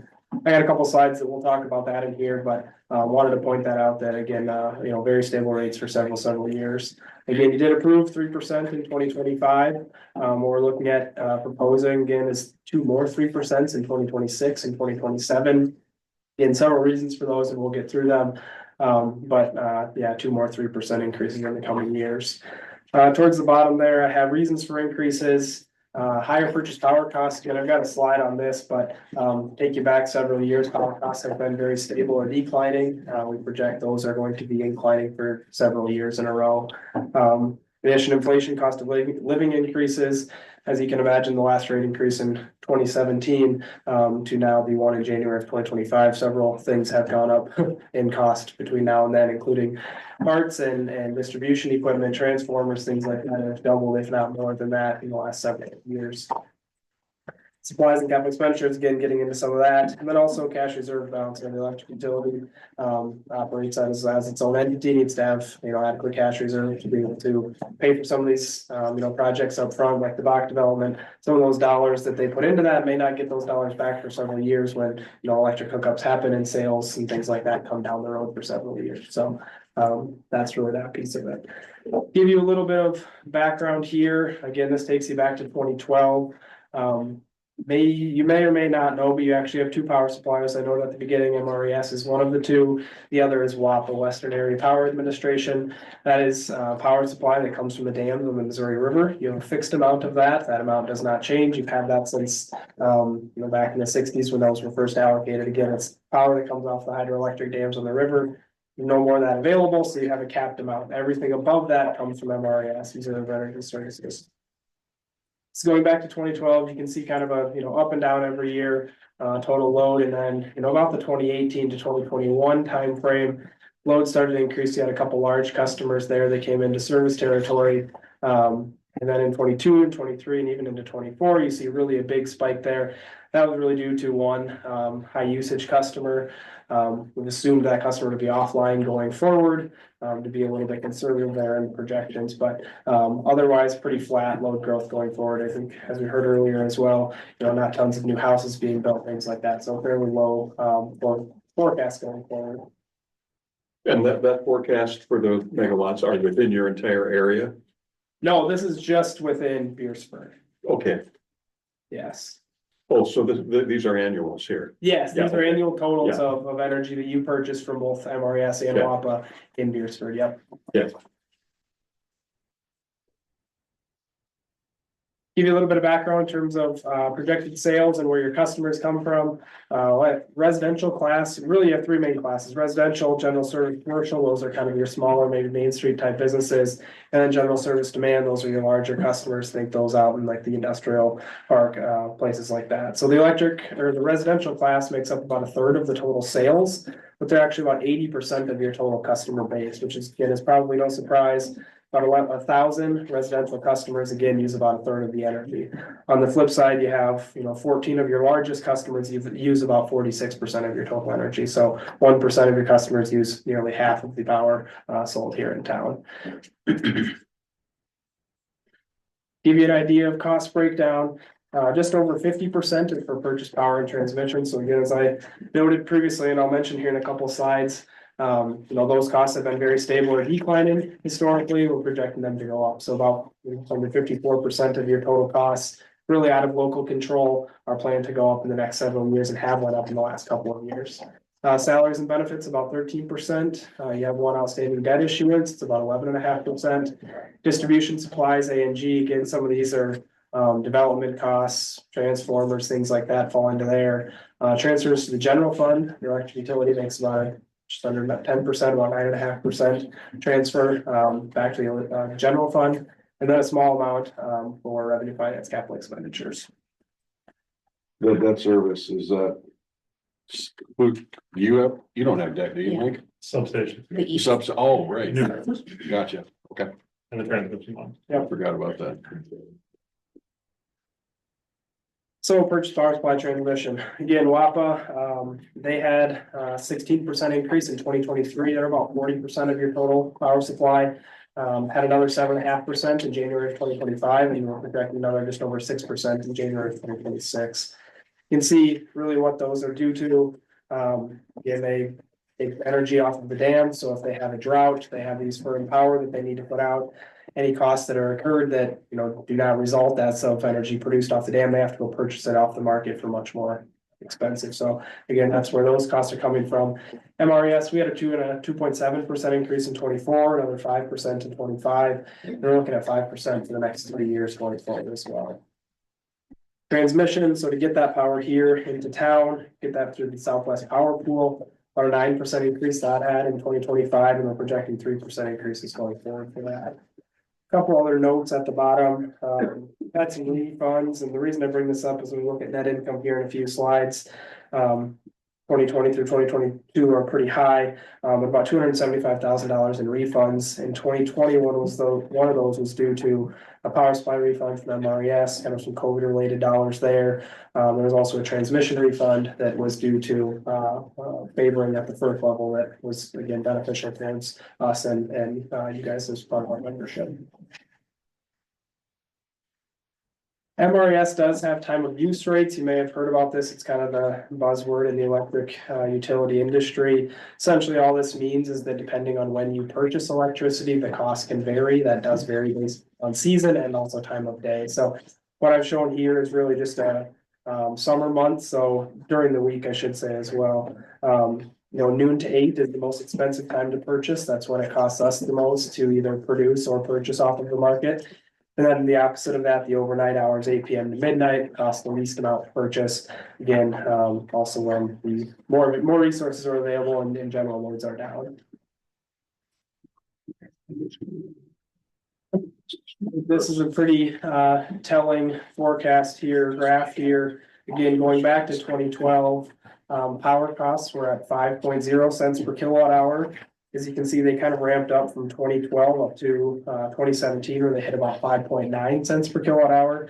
Again, prior to 2025, that 2017 timeframe was when you had the last rate increase. So again, a lot of that was due to purchase power costs that increased pretty substantially over the prior 3 or 4 years. Then really from 2017 through 2023, 2024, we saw power costs go down. They were either flat or decreasing. Part of that was due to in 2017 and 18, WAPA actually had some drought debt that was related to kind of the 2010 timeframe. Some of that was paid off, so they were able to lower their rates. Their rates are completely cost-based. They're a government agency, so again, they're very low cost. That same time, MRES had a couple of decreases. We had a 5% decrease in 2021. Again, some of the refunds that happened in 2020 as well. Now we're seeing that trend kind of turn the other way. Again, in 24, we had an increase, 25, we had an increase, 26 or 28, we're seeing increases as well. So kind of see that trend start to go, the increase from 24 to 28. And these make up about 50-55% of your total costs. Capital expenditures, debt service and transfers, capital expenditures and supplies. Again, these are kind of lumped together. Some of these are actually under operating expenses and some of those are capitalized, but underground hardware, transformer switches, things like that. The electric utility is budgeted for a new bucket truck. Plan is to put in $100,000 away for the next couple of years and then pay for that with cash by 2027. As I know that all of that would be funded with revenues and cash reserves. One single revenue bond, 2020 bond, $6.7 million at 2.4% interest over 20 years, about $475,000 per year. Then the last note there, operating transfers, that has increased from $235,000 in 2021 to about $450,000 in 2023. Projected going forward, that's about $391,000. So this chart, kind of a lot going on, but it really summarizes in the last several slides. Total revenues in 2021 were about 4.3 million. In 2028, with the, again, 2 additional 3% increases, about 4.2 million. So again, some of this is due to, the revenues being lower yet in 28. Some of that is really due to reduction in sales, power supply sales. Again, had a large customer, I think, closed shop in 21 or 2022. Other cost, purchase power, transmission, again, about 2.2 million in 2021. Projecting that also to be about 2.2 million in 2028. The difference being that, again, in 2021, you were purchasing about 15% less power. So if you do, assuming same amount of power in 21 to 2028, that'd be about a 15% increase in purchase power costs in that time frame. Other operating expenses, this one has really nearly doubled. Again, a lot of what falls under here is materials and transformers. A lot of those costs that happen on a daily basis to make the utility run. A lot of that is due to supply chain things. Unfortunately, COVID had kind of expedited some of the increases in some of these costs. I probably attest that transformers and the lead times on some of those are just, they're crazy long, and the cost continues to go up almost as fast as you can get a quote back for what they cost. Transfers has gone up again as well, about 156,000, 60% increase. Debt services remained flat. So total ongoing costs again up about just under 690,000 or about 20%.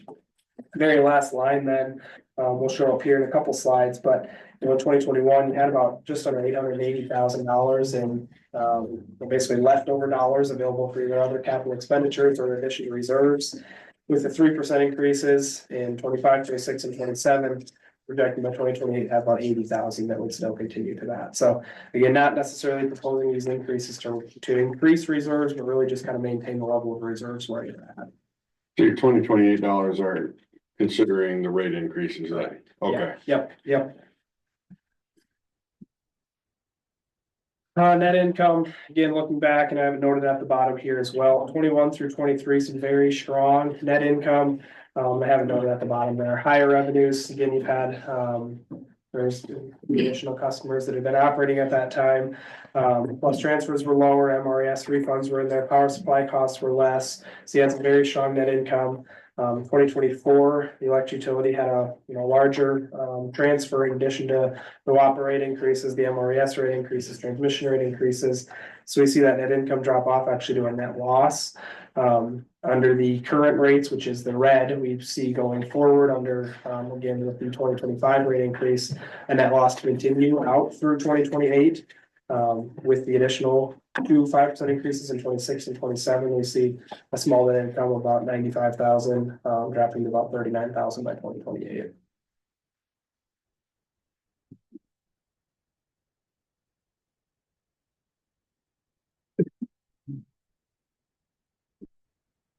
Looking at cash reserves then, again, going back to 2021, about 1.5 million, jumped to 2.6 million and then 3.2 million by 2023. And you saw in the last couple of pages, that was really due to several things. Additional sales, reduced power costs, transfers were lower, et cetera. Going forward, under, again, current rates is the red line, we see that start to dive off, drop to about 2.6 million by 2028. And the proposed rates then is the blue line, really just maintaining kind of where you're at now, in the 2024 timeframe. And then this slide, we always get the question of, well, how much should we have in reserves? What should those numbers be? So that's why I included this. Again, the blue line and the red line are where Beresford is currently, blue line is proposed. And then what we have in the yellow is the utility median. So we benchmark about 90 other utilities of what their cash is in terms of operating revenues. And that median is about 78%. So again, really right in line with where that's at. Historically, you had been considerably under that. Without having to have rate increases, you're able to increase reserves to, a much more industry standard level. Again, really that's the proposed increases are really to just maintain where that's at. Any questions on any of that?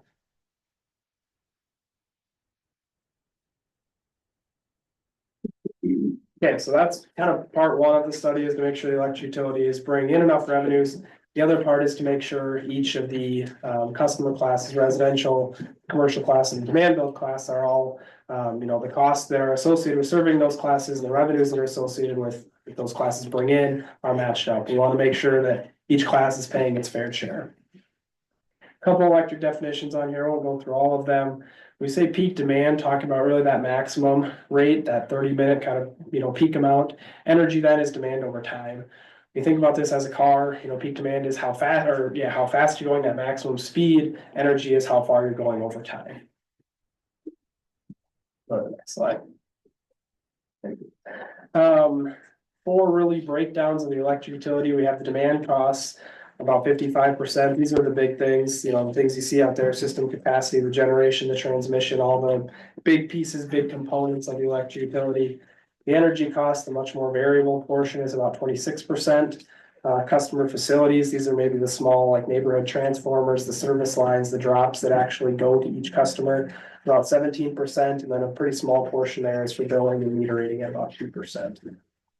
Does that 55% include enough money for the development of the box development and all that? Yeah, so what's included in here is we have some of the transformer costs and more long-term budgets. Again, the reason this goes out to 2028 is we take not only, again, current year, it's in 2025, and then extrapolate out budget numbers going forward. So yeah, we do include with your, block development costs, and hopefully enough increases in there for again, increased transformers and things like that. I just got one question. Sure. If we got a bid from the Bach property for developer to do all the electrical and all the transformers, would it be cheaper for the city to do it or another person to bid the whole thing out? For the development. Did we ever get a bid to see if it would be cheaper? That's my question.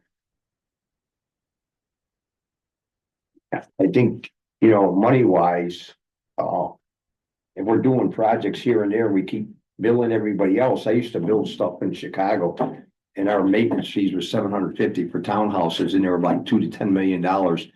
And when we were building stuff, the banks, the cities, all the stuff, we had to pay everything. The city never ever paid a penny for anything. So my question was, is it possible to maybe get some type of bid saying if a developer would come in, is there any chance that he would bid on the project as a whole to do it? You don't know what rate those homes are gonna be sold. Right, but I'm just saying, I think we're still gonna be responsible for transmission stations, and then everything from that point's developer. That's on them, right? I mean, no, I think what Art's getting to is, what you're. The overall cost. Well, no, what you're getting into, it brings into the question, this tax increment financing district, this TIF.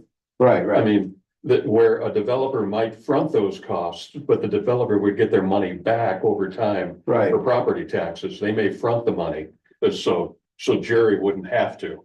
But as far as the city's responsible for putting that infrastructure in. I would think so. Well, I suppose you could hire someone to come in and do it, but we've always done our own typically. Because part of that infrastructure is water and sewer. Well, I'm just talking electric. I'm just talking about electric. I put the stuff that he's talking about at a later date on the tips. They would pay this back. Can we include that in the TIF, Tom? Sure. So we could include the cost. It might take in year 19 and 20 of the TIF.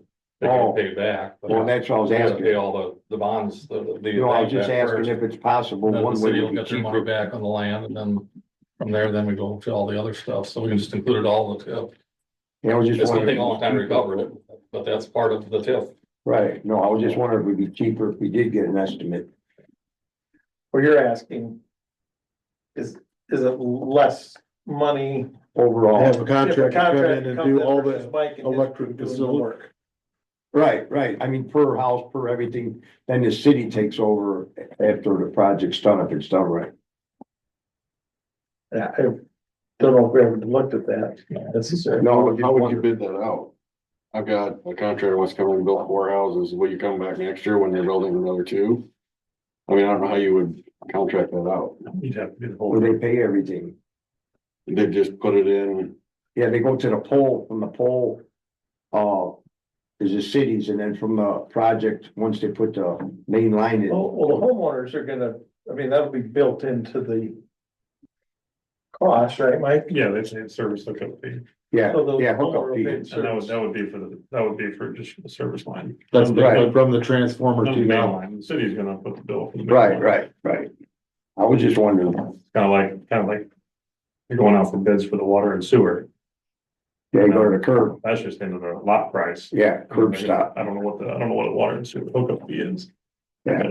I was just wondering, all right, don't mean to delay it, sorry.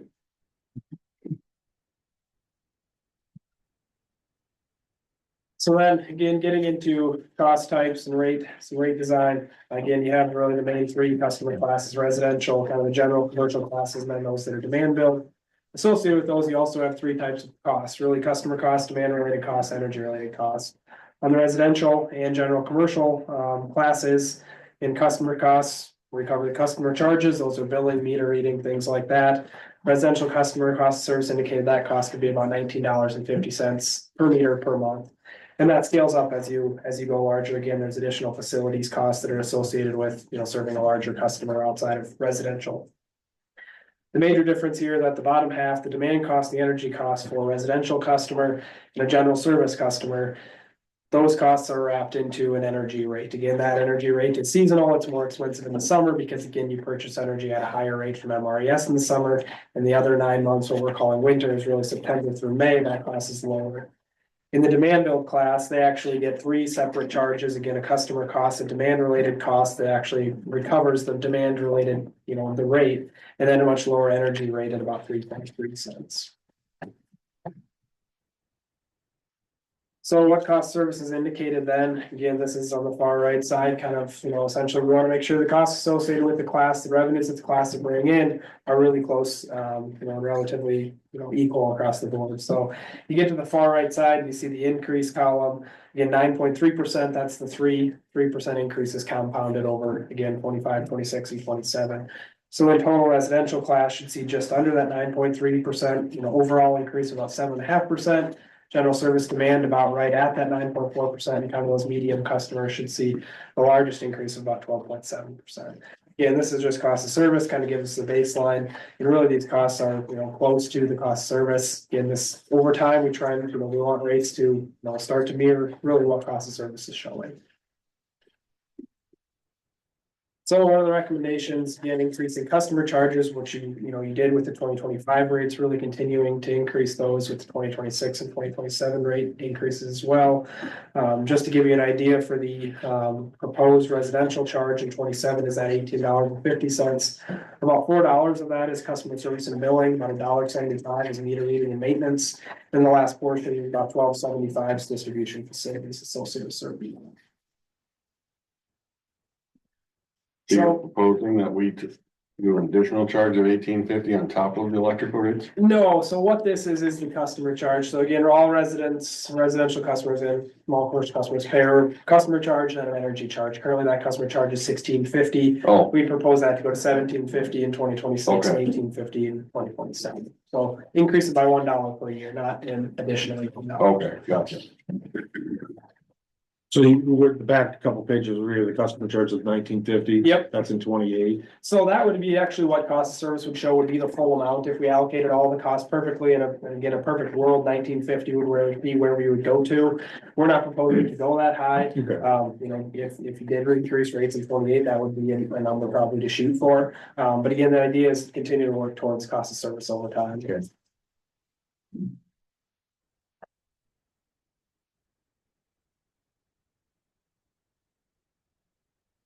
So let's just give us an idea again, overall increases, 3%. Again, we have the 3% that was approved in 25 across the board. 26 and 27 will just further tweak those just a little bit, but again, overall 3%.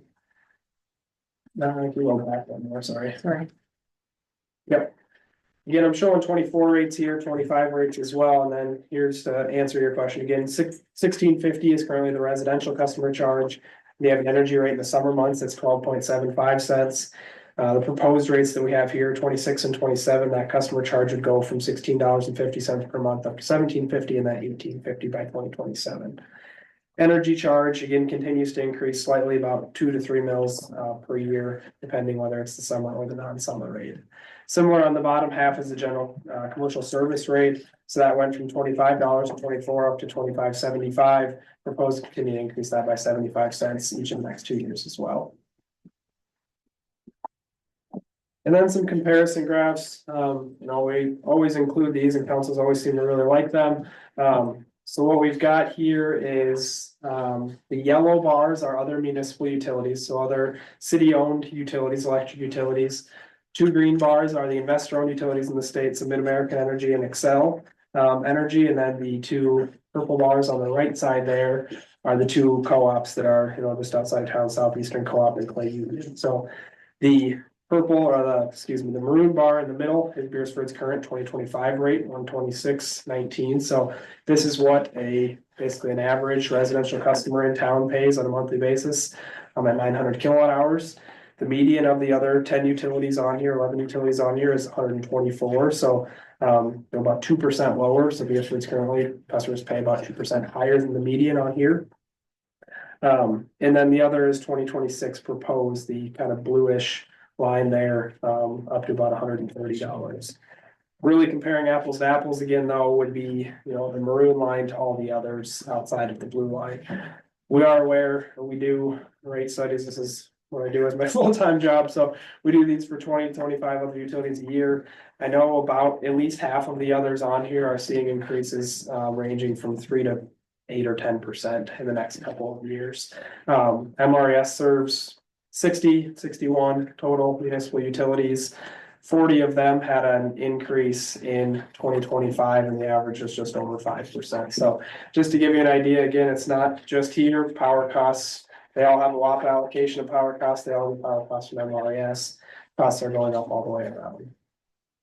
Can you talk about like some of the other towns, how they get something a lot larger? Yeah, so I'll say 2 things. One other thing, as Mike was just noting, so Beresford has about 40%, again, comes from WAPA. That amount was fixed, set in the 1960s when the dams came on the Missouri River and they started producing power. Others on here have a varying rate. That includes the other yellow bars on here have that, Winter and Madison, Laverne.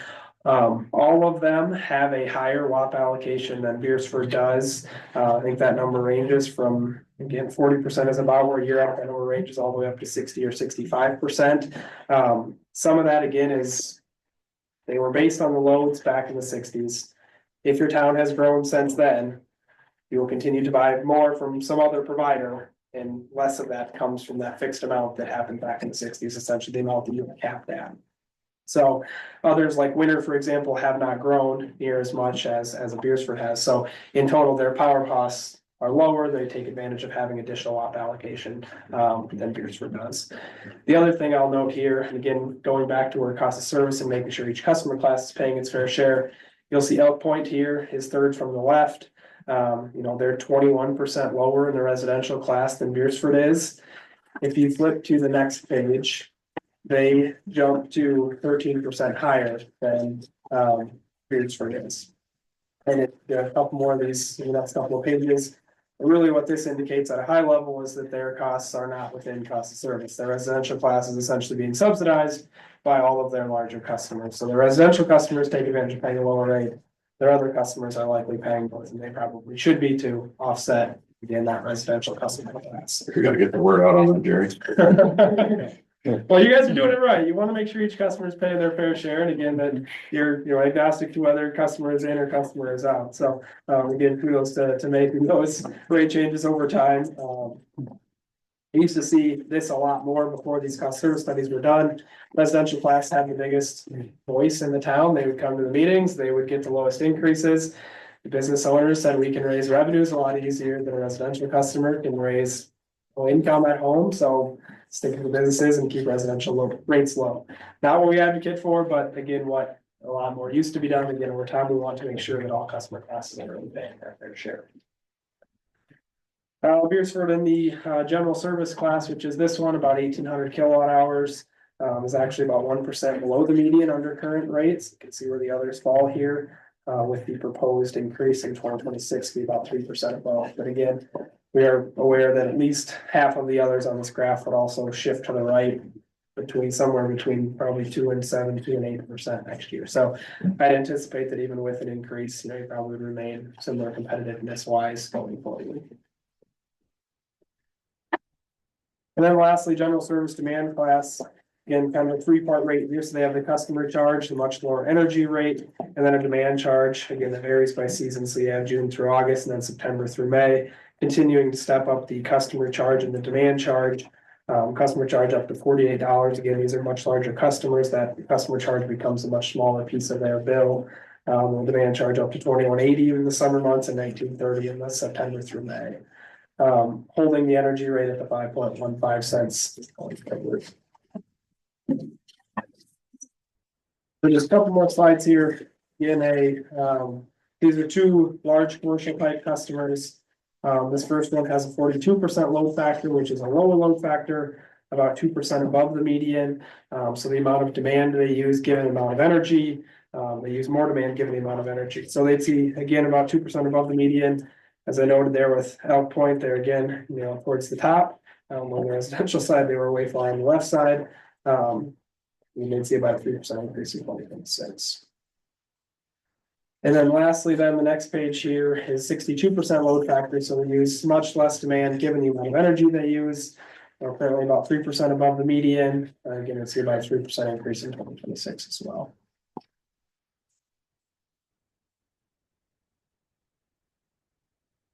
So that's really what I have. Again, proposing increases. Again, you approved the one in 25, 2 more in 2026, 2027.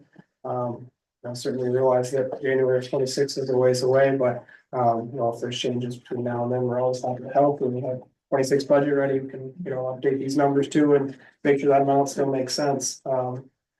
Anybody have other questions I can answer? I'm not sure if this is an answer, but I should know. Going back to time of use rates. Yep. So yours, MRES is selling to Beresford at these rates. Yep. That time period. And our meters do they reflect this to customers? Yeah. Okay. If we want to go with time of use rates. I mean, we don't. We don't. Okay.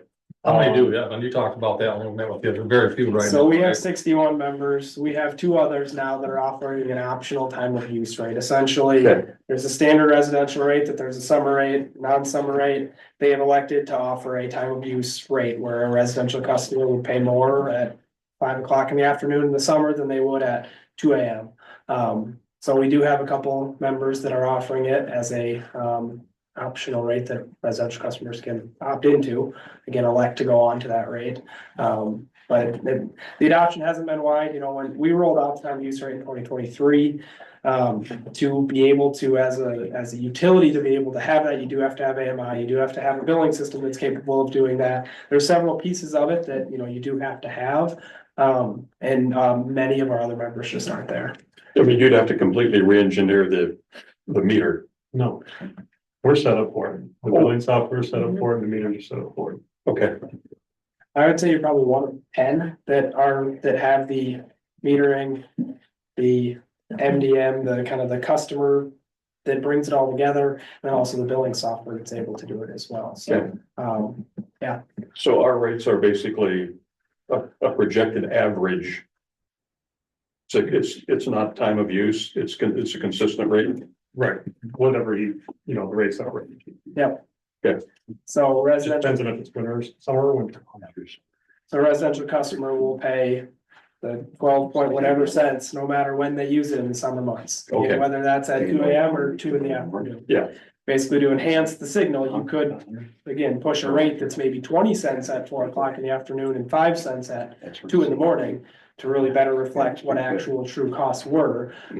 Rates in general are just an average. So yes, a residential class, you know, there's customers within that class that are, you know, able to, if you're using more at 4 o'clock in the afternoon, you're getting a better deal, I guess, than those that are using it off peak essentially. Well, Mike was thinking about running his air conditioner all night. Get it down to And I'm thinking, well, that might not do him any good. No. And I mean, that's what we do see with time of use though, is we'll see Yeah. people pre-cool it. If an on-peak period starts at say 3 o'clock, they may cool it extra from noon to 2 and then turn it off or turn it back down for the next several hours to again be able to take advantage of lower power costs. What it essentially does, the customer is able to pay less, Beresford's able to pay less, you know, enough load gets shifted out of that higher cost time period. So it can be a win-win. There's also logistics to it and certainly promoting it internally, promoting it, understanding it. I mean, there's all the other logistic pieces of it too, but. Is there what's a general for a municipal power company advantage or disadvantage? For that time of use to the customer? It's just a better signal. It provides a better price signal. So Beresford is billed based on two things essentially. How much energy used for the entire month and what that peak amount is. That peak amount is what you pay a demand on. If you can get customers to spread instead of that peak here, if you can spread it down and out, you pay less of a peak demand. That peak demand is you pay that on a peak or a demand and you also pay it on transmission. So you can really save it on two pieces of your kind of 3-part bill. So essentially you get customers, you design this rate that, hey, Beresford typically peaks between 4 and 8 PM. We're gonna charge the most between 4 and 8 PM. We get enough people to move away from that high cost time period. You spread that demand comes down, you spread those costs across, everybody saves. So then you're basically running things on a true cost plus. Exactly, and it's definitely, more of a true, again, instead of being average for the entire 3 months of the summer, which we know it doesn't cost 12 point whatever cents every hour all summer long. You're much more in line with what it actually costs throughout the day. Yep. Have you seen, with the rise, and granted they cool off a little bit with the electric vehicles and the residential chargers, has that done anything, utility wide as far as increasing demand?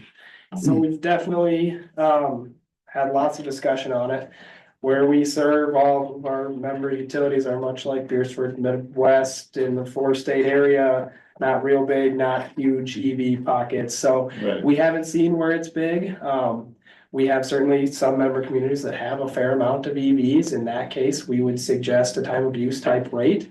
Charge cheap overnight. You're not contributing to the peak you're not contributing to the local peak in that community, in that development, but you're also not contributing to Beresford's entire total peak either. So that's, I think, a perfect case for when time of use definitely makes sense. And at that point, if you have an EV charger, you can make it a requirement that says that meter should be on a time of use type rate. Again, if you want to charge your EV at 4 o'clock in the afternoon, you're going to pay the full cost because again, there certainly can be costs associated with, Beresford hitting a new peak. There's demand costs, there's transmission costs, all those costs of hitting that new peak. So if you can move it to the overnight hours, you can certainly pay less. most people aren't driving overnight anyways. You get home at 5 o'clock, you plug it in overnight, you don't need to get until the morning, so. Time of use is typically system-wide, it's not home to home. Okay, I would say. We'll say, well, I'm not sure. I mean, a time of use rate, you really need, Beresford would need to do all of Beresford. It couldn't say, hey, you can choose. Yeah, I mean, we've seen it, so if you have an electric vehicle, you need to get on the rate, like that be a requirement of it. If you have a second meter that is, tied to an electric vehicle, you can make that a condition of service, but otherwise, no, not this part of town, it's on a time of use rate, this part isn't or anything like that. I've only got one more question. It's good stuff, I like questions. I'm channeling art. The 22 to 24 peak, is that our Bitcoin friends we're talking about? Okay. Because I thought so, I just wasn't sure. Is that something that would be beneficial to our customers and would prevent us from having to make increases? Time of use. Time use. Again, I would say the widespread adoption of it could. So when MRES designed the rate, we designed it, again, all 61 of our members pay a time of use rate. The intent was that it would be revenue neutral. We weren't trying to get additional revenues by going to time of use, we want to make it revenue neutral.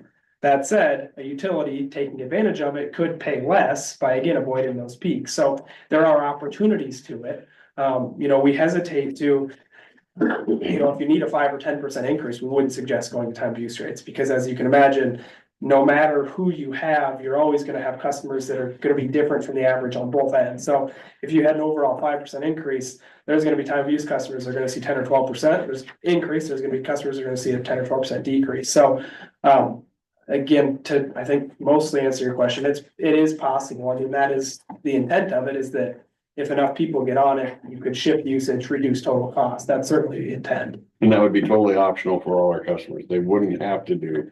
You can do it either way. That is how we've had communities do it so far. There are certainly other utilities out there that have mandatory time of use. Everybody gets pushed it on January 1, and that's what the rate is. I would think for a billing side of it, it would be all or none. You should do two different classes. Okay. Yep. Yeah. Makes sense. Do you, as far as an entire system, MRES, do you foresee a time with power demand where system wide, you might need to encourage that to manage peak in some year ahead? Yeah, and I mean, I don't know if you know anything about load control, but kind of that's the first iteration of it. So essentially load control, put these receivers on water heaters, put these receivers on air conditioners. You can cycle those during peak hot summer days, and do that. With that, you can, again, reduce demand, shift costs essentially. So that was kind of the first iteration of it. Really what time of use is doing, instead of necessarily trying to save costs, it's more appropriately charging those costs.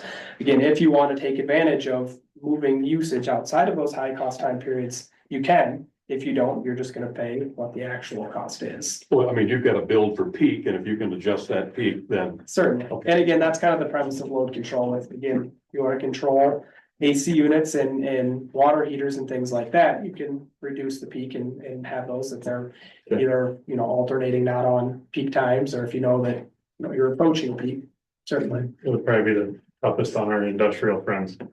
Yeah, during that afternoon time. Because they can't shift, can they? I mean, right.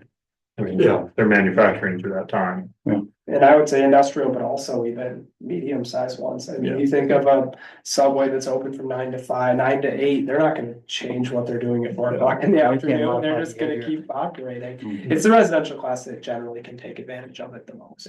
For the vast number of solar residents that we have, if they were able to prohibit their power use, the time of use would be a benefit. Possibly, potentially with the impact of batteries, and that adds another layer of expense and functionality and everything else.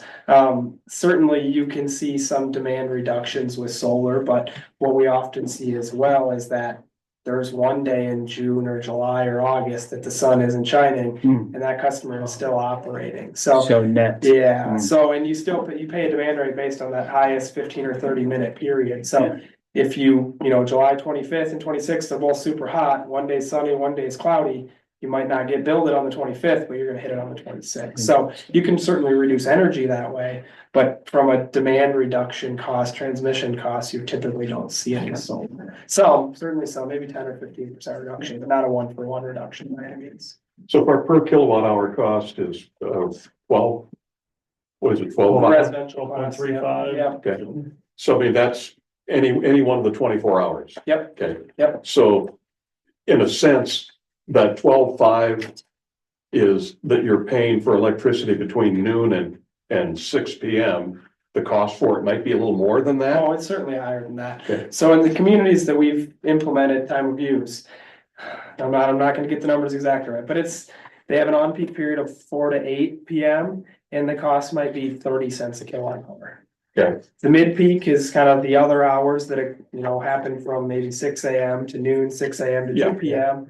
That's maybe around this 13-cent range, but then the overnight from 8 p.m. to kind of 6 p.m., true overnight, you're more down in that 5-cent range. Okay. So in this overall rate analysis, if there are customers who use their power during the day at 12.5 and they don't use power at night, then are they being supplemented by the other customers? Absolutely. I mean, rates are just averages. So it's the residential rate is based on all your average residential customers. We know what that load profile looks like. We can design a rate that's based on that. So certainly there's users within it. And again, if you're a solar user, you automatically are different to that because your peak or your load profile can look different. Instead of increasing in summer days throughout all afternoon, typically it drops off because again, you're getting some of that supplemented. So you're doing the same with the other two classes. The residential isn't supplementing one, or they aren't supplementing residential. Exactly. That's the intent with the cost of service piece and adjusting, components within each class and seeing slightly different and higher or lower increases between the classes. That's why I wondered between classes. Kind of like where we were at Oak Point and, business or commercial and. Yeah. So you're examining that group and saying, look, between all of you, this makes it fair, and no, you're not helping anyone else. The other classes aren't helping you. Exactly. Okay. So the intent would be that would be perfect across the board. Residential class is paying for all the costs associated with them. Large commercial class is paying for all the costs associated with them. Did you realize it to be this much math with your job too?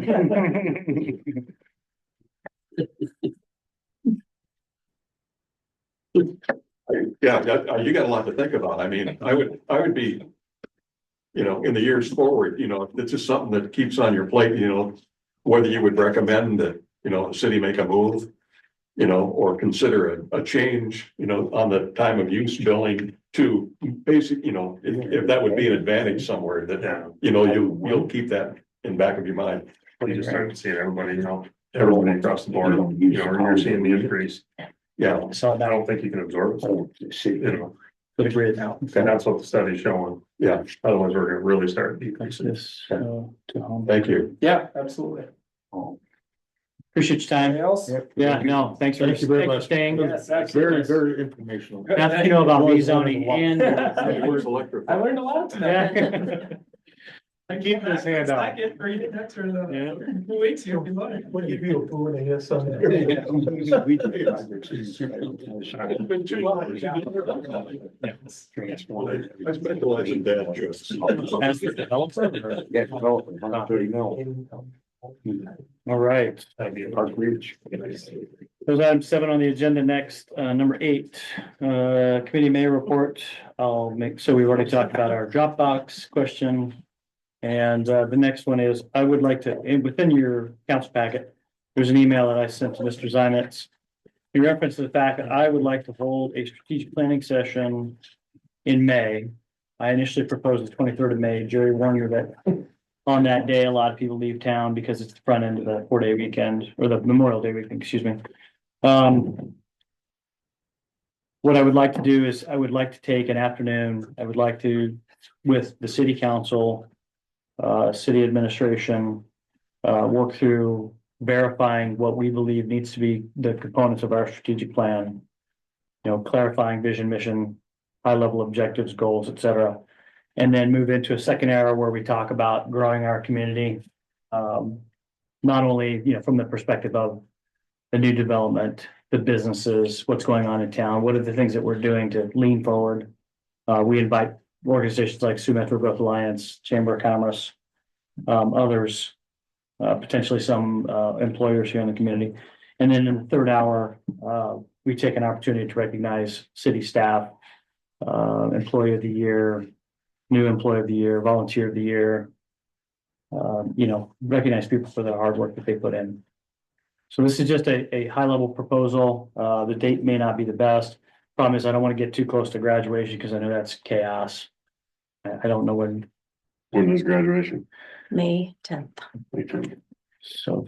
What if you backed it up to a 30-day? Are you running into ball games?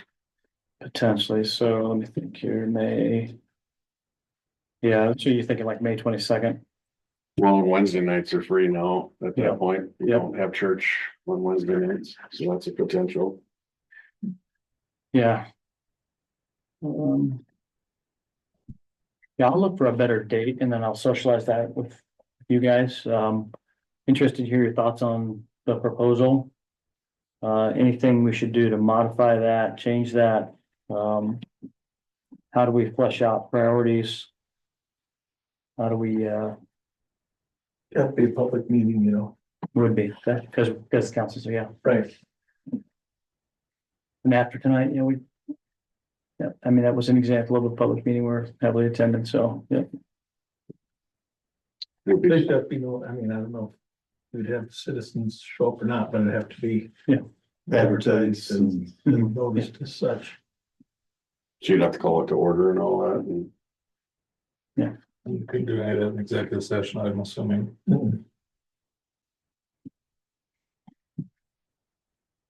Thoughts, yay, nay? Good idea, bad idea? Well, I think it's a pretty good No, idea. it's a great idea. Yeah. It's not bad. Yeah, I mean, maybe there would be an effort where we intentionally bring some of the community in. I would want everyone on the council to feel comfortable with the plan and kind of the elements of the plan before we release it into the wild. But having community feedback and shaping community feedback, I believe that if we take the information that I've gotten from my first town hall and the other 2 town halls that I'm gonna hold, and then a community survey that we execute between now and then, we could use that to verify what citizens of the community want us to focus on. Is there anyone, or is this it seems to me, having experienced different types of strategic planning, sometimes it's a day of your life you'll never get back. Sometimes it's worthwhile, but oftentimes it's a facilitator that makes the difference. It's like Sioux Metro, is this part of their? This is something in their wheelhouse. Okay, I mean, that is hugely important. Keep things organized, keep it on track. Yeah, someone that's not necessarily in this mix that can Yes. help us kind of, yeah, herd the cats. for the cats. We do have a small amount of money that we can use, so. That's a great idea, Larry. Part of our strategic planning is acknowledging that Mr. Zimetz is retiring in October and we need a replacement, so. It's the same.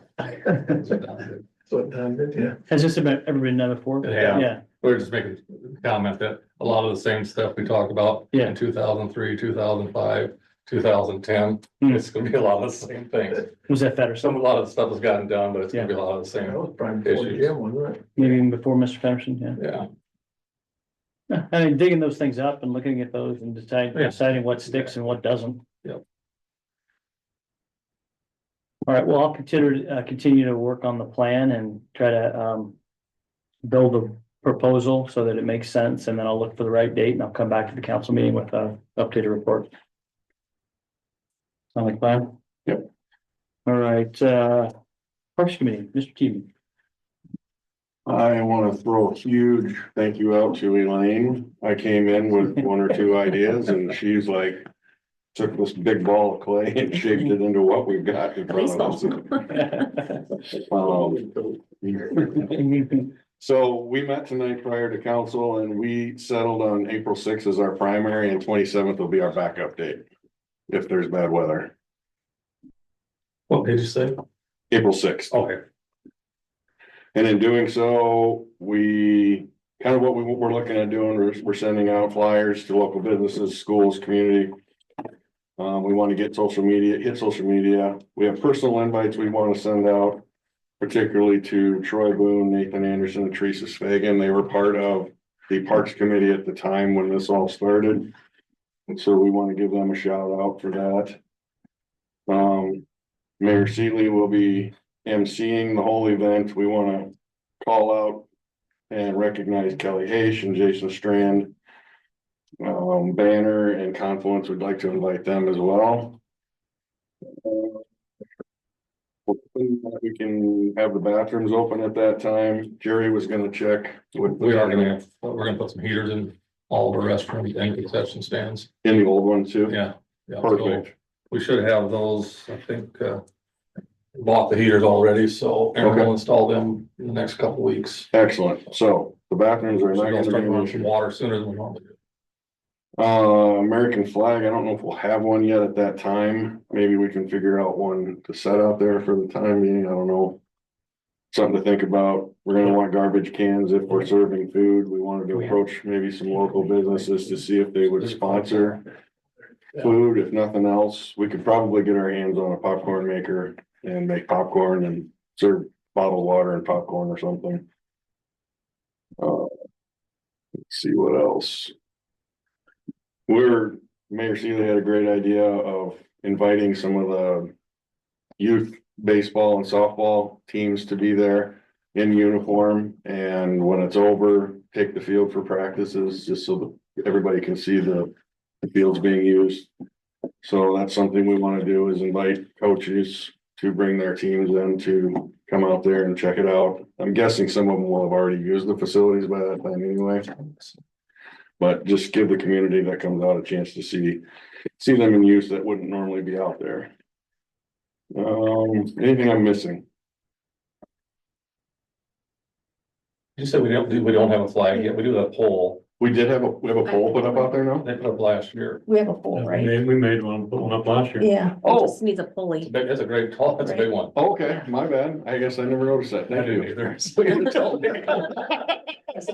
Hey, I said, we're gonna get a pole for this deal. And he goes, well, yeah, one, it's right there.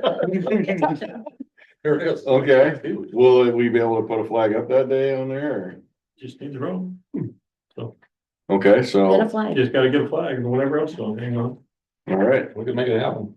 perfect. Sir. That's great. On that note, there's been in flags around town, public buildings, I have been receiving some feedback lately that we've got a few that are frayed. Oh, sure. And so I'm gonna send out something to the community on how to retire them officially. There is a process, and so. But yeah, Mike's team built their awesome flagpole at the Keener Field, and so. Well, I think we want to get the chamber involved in this sooner rather than later. Since we got a newly revamped chamber, let's see what they can do to help us put this all together and see what ideas they might have. Anything else? We were kind of thinking we would do the ceremony down in the southwest corner on the walking bike path. And then with the new complex in the parking lot in the background. And then when we kind of like do the ribbon cutting along there, then it would be like opening up the complex is kind of how we envision it. Yeah, and I mean, Mike made specific mention of the fact that this ceremony would be for the new fields. And then during the Jack Lawrence tournament that's held on Father's Day, which is going to be expanded this year, we would actually do a complex rededication. So for the whole kit and caboodle. So that's where we're at, Did you come up with a time? 2 p.m. Well done. Anything else, Mike? Nope. Awesome, thank you. Item 9 on the agenda. All right, finance Thanks, Mike. officer. So at the end of 2024, we had two funds that ended in the negative. It would be the debt service for the Clubhouse Event Center and then also the golf course. We can leave it and it continues to get deeper and deeper, or we can address it. I have decided to address it and propose that we use the second penny fund to bring it to 0. What's the amount? It's $73,369.15 for the debt service clubhouse event center. And then $246,636.20 for the vision golf course. And these are just because of the maintenance building and Yes. the addition to the clubhouse. Yeah. So that's what brought us in the negative on each of those, so. And we're gonna get further in debt on that, and we'll have some more before the end of the year, once we pay everything off there, so. Our current second penny balance is, It is at the end of 2024. It was $591,598. We're sitting This would be fine. just over half of it. But next year we'll be looking at the same picture. We'll need to figure out And will there be enough in the second penny to pay it off then again too? buy local. We'll get some more money in there. Yep, shop local, think global. yep. I think we can use the grocery receipts, which is the third penny Yeah. also, as that was dedicated for the golf course, event center and the clubhouse, so. So we were told that we can use those funds outside of what we have, that we already have committed for different projects, which is gonna be. We have the, what's all in our second penny, we have the swimming Swimming pool. pool, the Grace B. Nelson ball field. But is that all we have on the second penny right now? And don't we have a little bit left on the golf course? The event That center, was paid off. that'll be paid off, okay. By Grace, you mean the new complex? Yes. Okay. So that's what we're gonna use in our second 30 penny, any are kind of the nice to do things. So we have built up that, the extra that we haven't had to pay over the last 2 years is the little over $1 million. So that's where that money's coming from to pay for the other two projects that we're doing right now. What's the debt on the swimming pool yet, do you know? So we started paying on it in 17, so there's quite a bit. Okay. And then once that is paid off, then those funds are rolled over to the ball field. The key is to keep those numbers going up. Just what's gonna continue to fund a lot of those type of projects for you. Do you need a motion for that? Mhm. Make a motion to use the second penny sales tax to pay off the debt service on the clubhouse event center in the amount of $73,369.15. And the Bridges Golf Course, $246,636.20. Second. We have a motion and a second on the table to use the second penny sales tax account to fund two debts, the golf course clubhouse, $73,369.15, and also the Bridges Golf Course at $246,636.20. Any further discussion? All those in favor say aye. Aye. Anyone opposed? Thank you, ma'am. Thank you. And then hearing date for transfer of. So tonight, we just need to appoint March 17th as our hearing date for an application that we received to transfer the off-sale liquor license at Fiesta Foods to the new owner, Sunshine Foods. He came in and has submitted his application, his fee, and the operating agreement. So we just need to set a hearing date at the next meeting. One more thing on the agenda next meeting. Motion, I'd move to set the hearing date for March 17th for the transfer of the off-sale liquor license from Fiesta to Sunshine Foods. Second. Motion second on the table to transfer the on-sale liquor license from Fiesta Foods to Sunshine Foods for a public hearing to be held on 17th March 2025 at 7 p.m. Any further discussion? All those in favor say aye. Aye. Anyone opposed? Hearing date has been set. All right, no items under old business, under new business. Our first agenda item is consider the first reading of ordinance 2025-03, which is the supplemental appropriation ordinance. Put it in your packet. So if you choose to have the first reading tonight, this would just alter the budget to add the sale of the Hearst Jaws of Life rescue tool that we sold on Purple Wave to put it into the fire fund.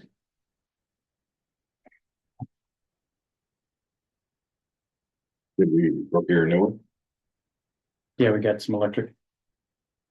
Most of the stuff in the past was pneumatic, and now they have electric, they have the same. Always wanted one of those. Just to destroy something.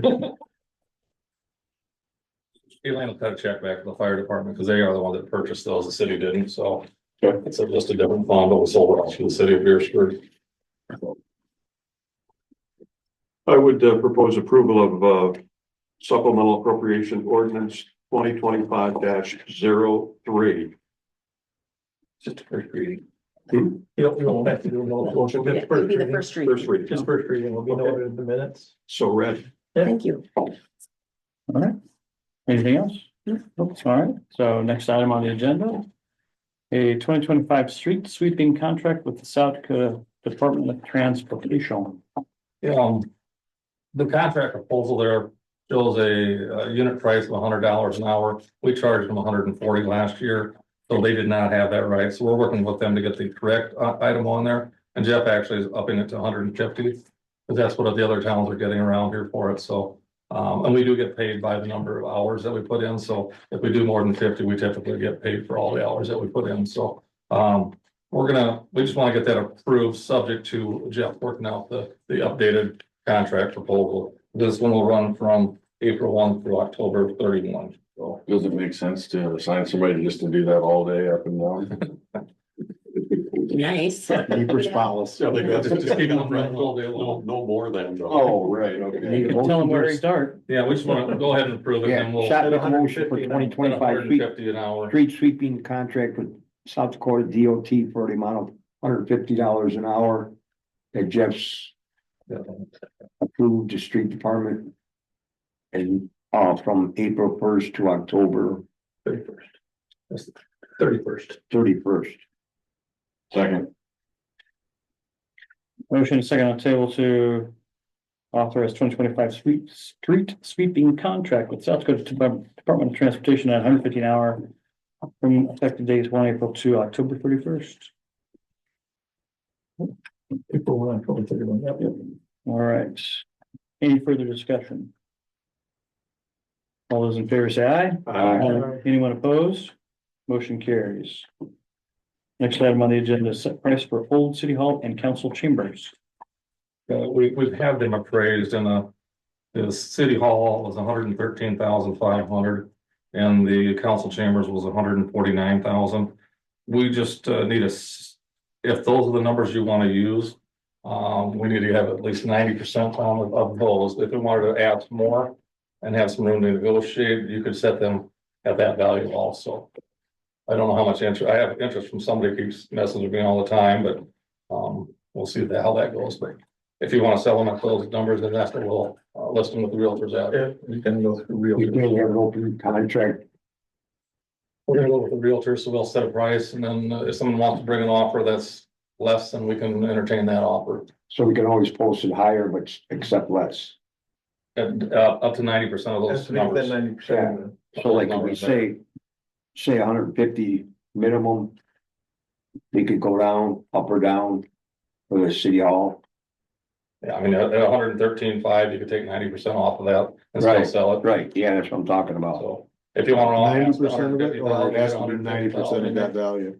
What's that? Maybe set 37,000 more. But So if it's 113, you have to, the minimum you can sell for is 90% of that 113. that method. So 90, whatever, some thousand. 92 maybe. 113.5 is Surprising. A little bit higher. Wow. 113.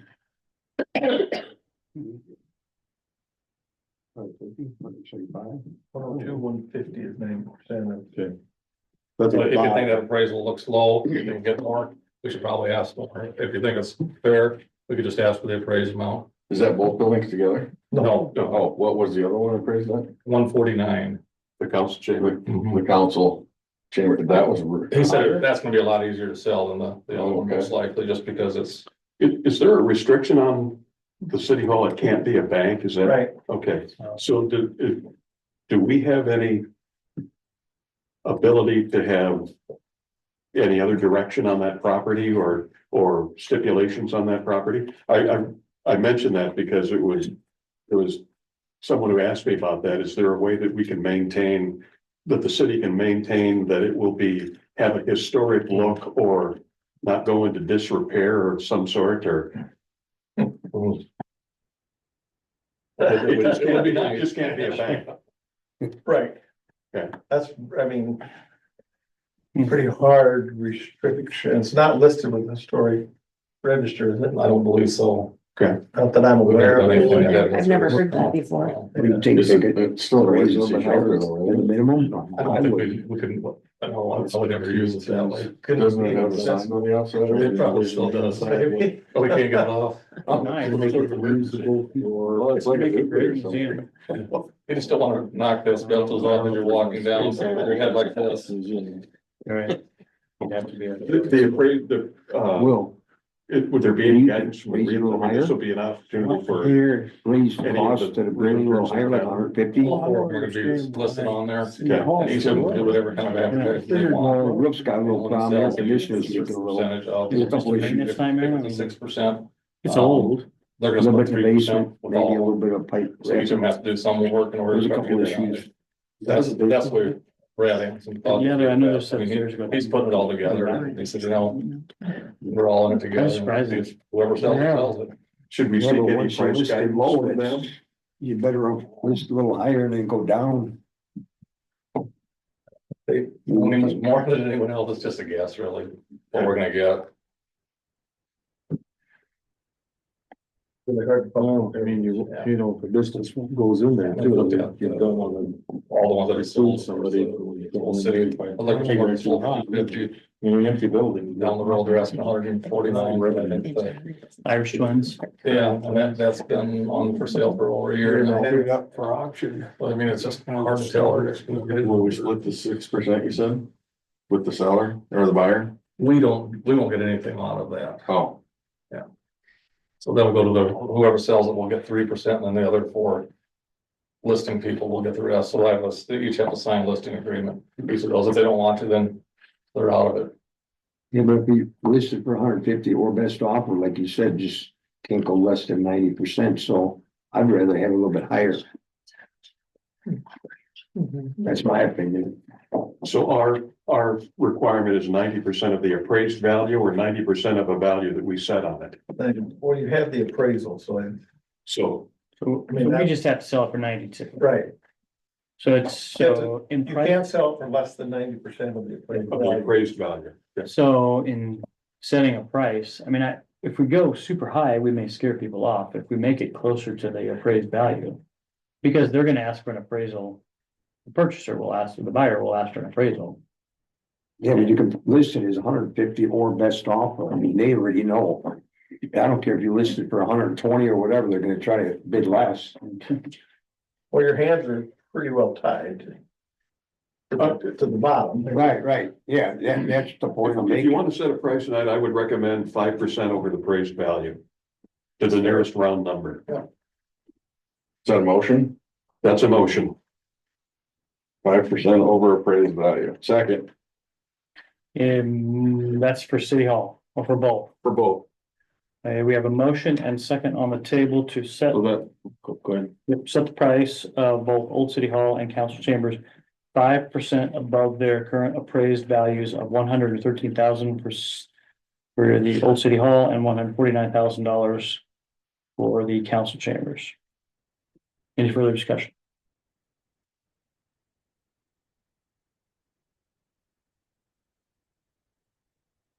You just want it to be like at around 1,000 or something? 113 times 5% or with 5% kicker is like 118.5. You want to make it 120? Just the 120. Yeah, that would work. And the 149, 5% kick to it is 156.5 roughly. Okay, perfect. Sorry, I'm gonna use that. The amended motion. So 120, 160, 156.5. 156.5, okay. I second the amended number. Okay.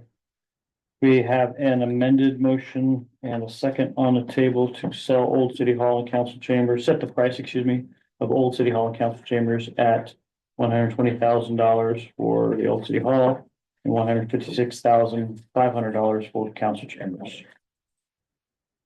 Further discussion? I just got one question. If you sell the building, either one, do we have to pay to fill in the door, or is that as is with the door and then with a lock? As is. As is. Yeah. As is, Mhm. but there would be a lock where, Whoever the new owner would oh, do with that. the lock, okay, all right. Whichever one sells first probably is gonna be the guy that has to take care of it. All right, no problem, no problem. I'll just add before we vote that all of our price strategery is now public record and anybody could look it up and listen. Not hidden. All right, any further discussion? All those in favor say aye. Aye. Anyone opposed? Motion carries. All right, next item, pay request number 12. Beresford wastewater treatment facility improvements. Sager units. It's 53,000 and just some mostly process piping and some electrical work and remobilization, it looks like in some more other mobilization, so. We're about, looks like we're just about 80% done with our cost on that area. Payouts are in line with expectations. Yeah. Met with them here, or we're gonna meet with them again, but Elaine and I got to take a little tour of the area up there and it was pretty fresh that day, wasn't it? It was very fresh.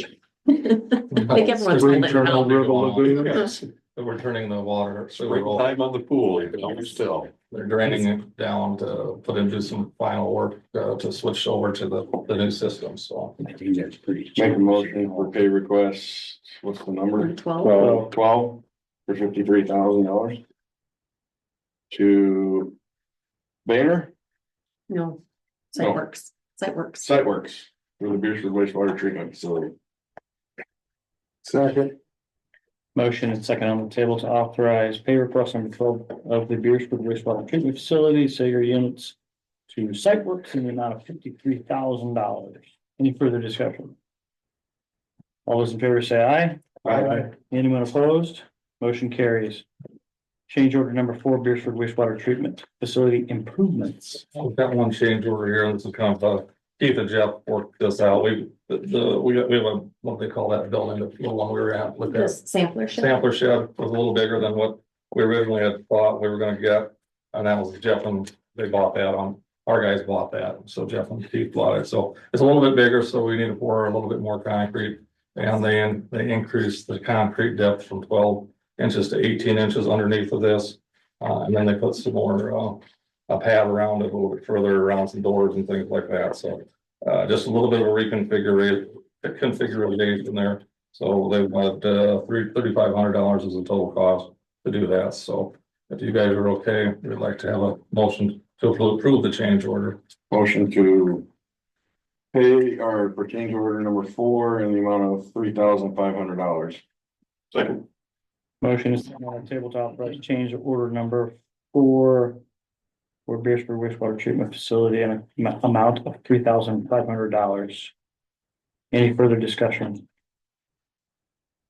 All those in favor say aye. Aye. Anyone opposed?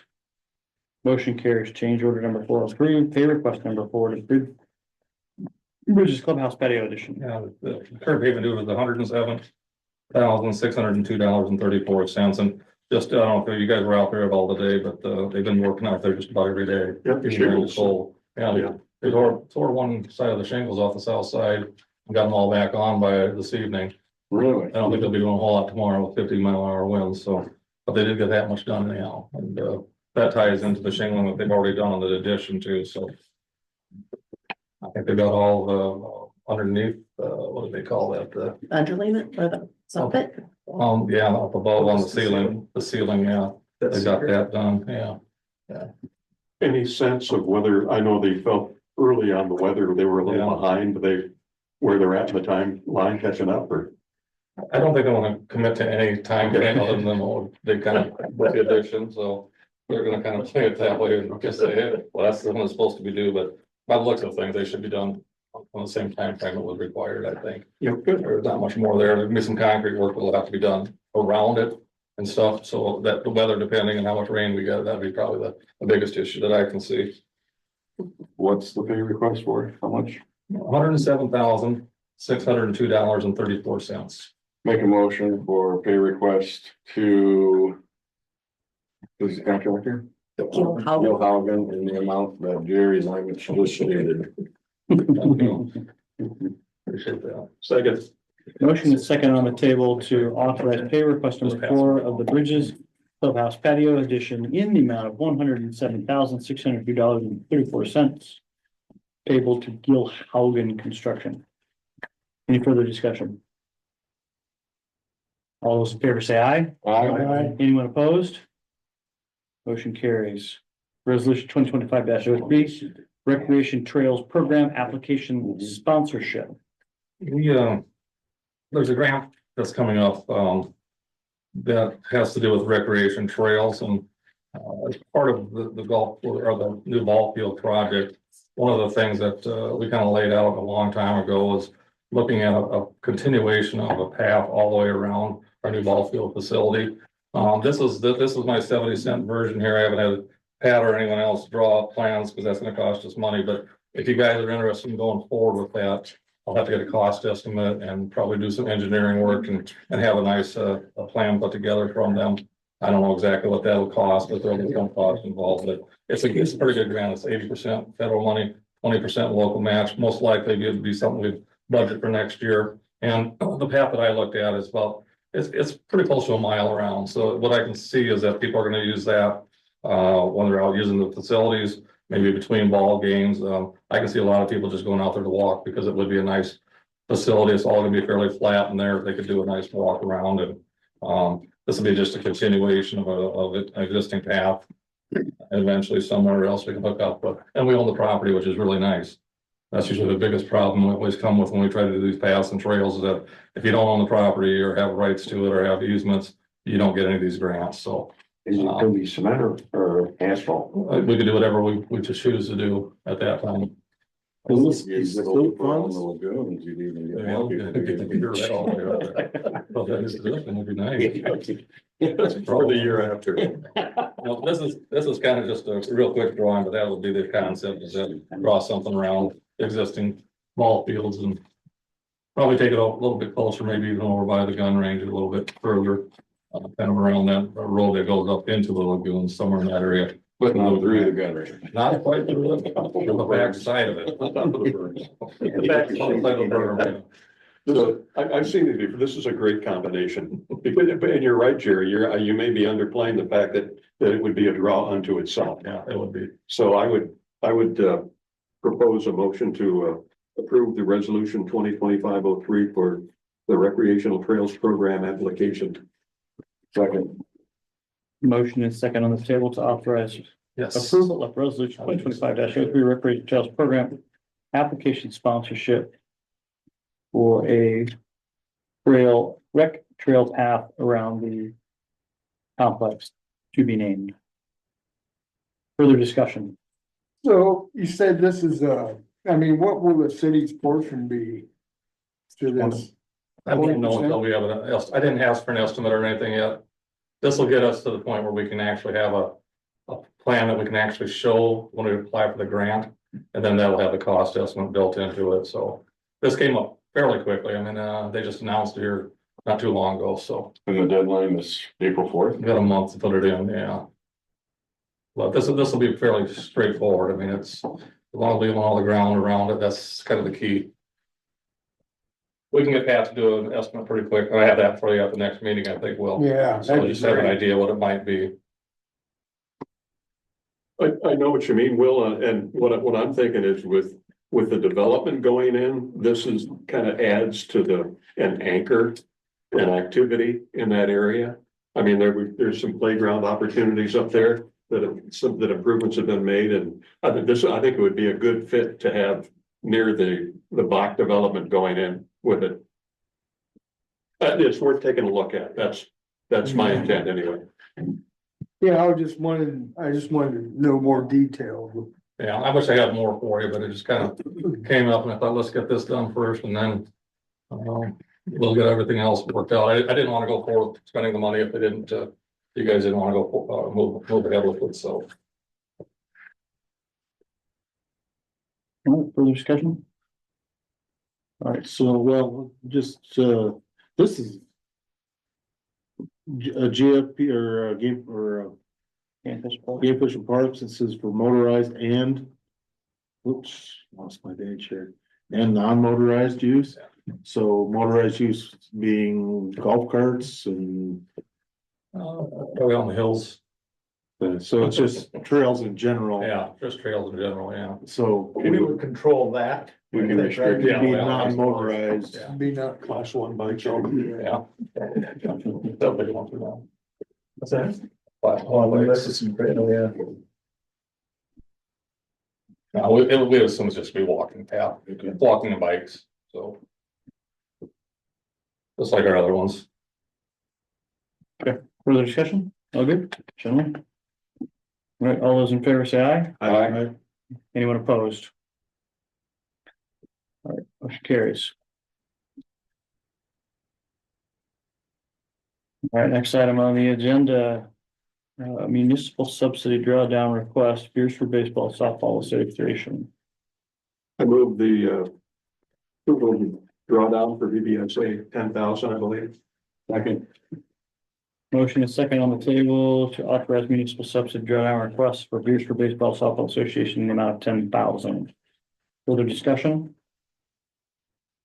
All those in favor say aye. Aye. Anyone opposed? All right, motion carries. Municipal subsidy drawdown request, Beresford Parks and Recreation and Community Education. PRC. Make a motion for Beresford Parks, Recreation, Community Education for in the amount of $27,500. Second. All right, motion and second on the table to authorize municipal subsidy drawdown request for Beresford Parks, Recreation and Community Education in the amount of 27,500. Any further discussion? Okay, all those in favor say aye. Aye. Anyone opposed? Motion carries. Next item on the agenda is a part-time hire for the Bridges Clubhouse. Ben actually has two here. First one would be Grace Rasmussen as the clubhouse attendant, $11.50 an hour. And the second would be David Holmberg as a bartender server at $11.50 an hour. So, he is just getting geared up for the summer. Those have to be done separately or? What do you think, Tom? Together. They do that with all They do with all other hires. Yeah. So make a motion for both part-time hires as recommended by Ben. At the rate of $11.50 an hour at the Bridges and the golf course. Second. Motion is second on the table to authorize part-time hires for the Bridges Clubhouse. $11.50, start date of Just never. effective tomorrow. Effective for March 2025. Notwithstanding the snow. All right, any further discussion? All those in favor say aye. Aye. Anybody opposed? Part-time hires are approved. Surplus property from the police department for disposal. Mike's got a little list of the stuff in there. I'm not gonna go through all the stuff, and it's a monitor and a couple old 12-year-old Panasonic tough books, and I think an old dog kennel that's falling apart, so he's just trying to get rid of stuff that. So he doesn't have to move in anything, any of it. So New motion or we did? we have to surplus it, so just a motion to surplus the items that he has listed in his email there that I included. with Sean makes a the motion packet. for surplus property from the police department for disposal on his email. And Jerry Simon stated for the police department. Motion second on the table to authorize surplus of equipment listed in the email from Chief Shirk to Jerry Zimetz. Any further discussion? All those in favor say aye. Aye. Anyone opposed? We'll move on to number 12 on the agenda. Discussion and information items for local review board to meet the week of 17th to 22nd. As necessary. Some indication, property taxes, this is local adjustment, correct, or? Yeah. Some indication that property taxes went down, is that correct? Well, when we talked to Lincoln County, they said they did very little increases. And what I've seen, they've made some pretty significant increases, especially in the business sector again, so. I didn't really look at a lot of the residentials, but, on the residential side in Union County, they didn't do any increases. I don't believe, and then, but they did do a 20% increase for all the businesses as the assessed value, but they haven't been increased probably some of them in 25 years, so. Yeah. And then they're gonna do a complete, reassessment of all commercial properties and industrial properties in 2029, so. They're way behind the book on that. Do you expect, so we'll be watching for people who want to, Yeah, we're gonna start getting some of them already. I don't know if you have any I yet, have but not received any. Elaine usually gets those and starts to help them put them together. And then what we do is we send them off at least to Lincoln County, and then they come back and kind of give us some more information about each of those properties and how they determine the values, so. and that's all gotta happen between now and the 17th? Yes. Yes. Okay. The deadline is the 13th to get their appeal into City Hall. If you're in Union County, you probably just got them today. Yeah. Yeah. So this will be reviewed similar to our Board of Equalization? This is Board That's of all. Equalization Yeah. at March 17th meeting. Okay.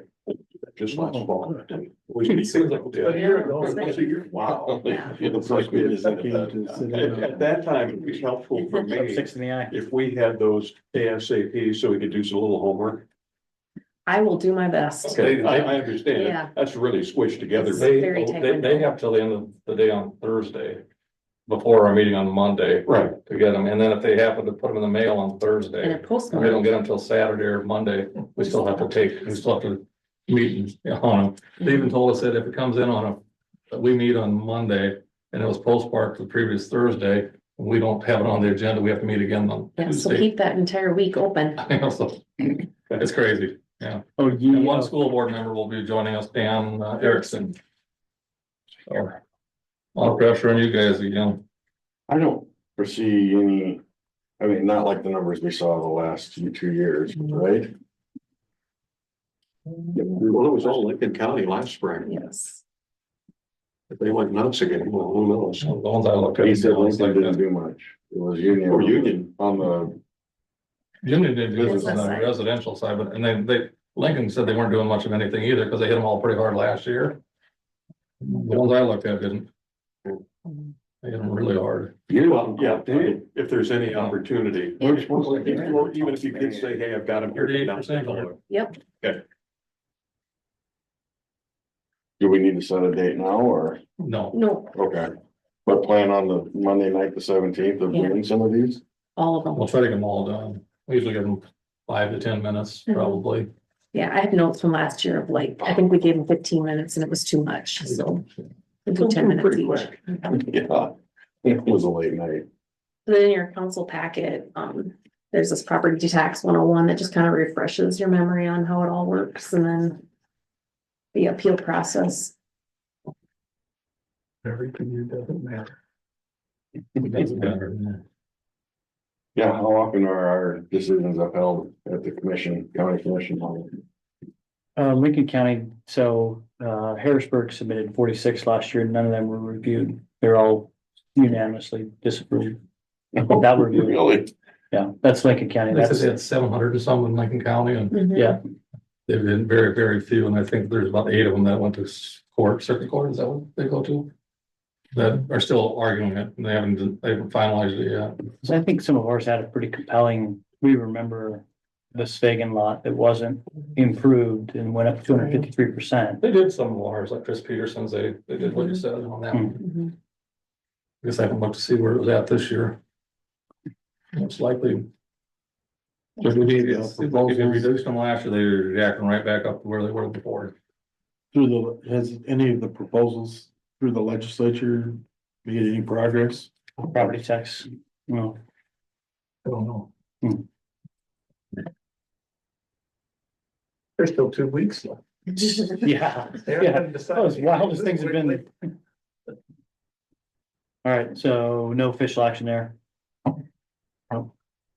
No, it's just information. Yeah, it is, yeah. Just get ready.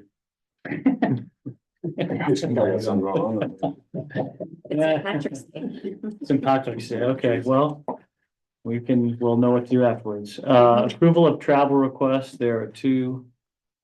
South Dakota MEA Tech Conference, Watertown, Anson Knutson, and Street Maintenance Spring Training, Box Elder. Sean makes a motion for approval of travel request, as the mayor stated. Second. Motion and second on the table to approve the travel request. Any further discussion? All those in favor say aye. Aye. Anyone opposed? Motion carries. Make a motion that we pay the bills. Second. Motion second on the table to pay the bills. All those in favor say aye. Aye. Anyone opposed? Any further business for the council? Hearing none, this meeting is adjourned.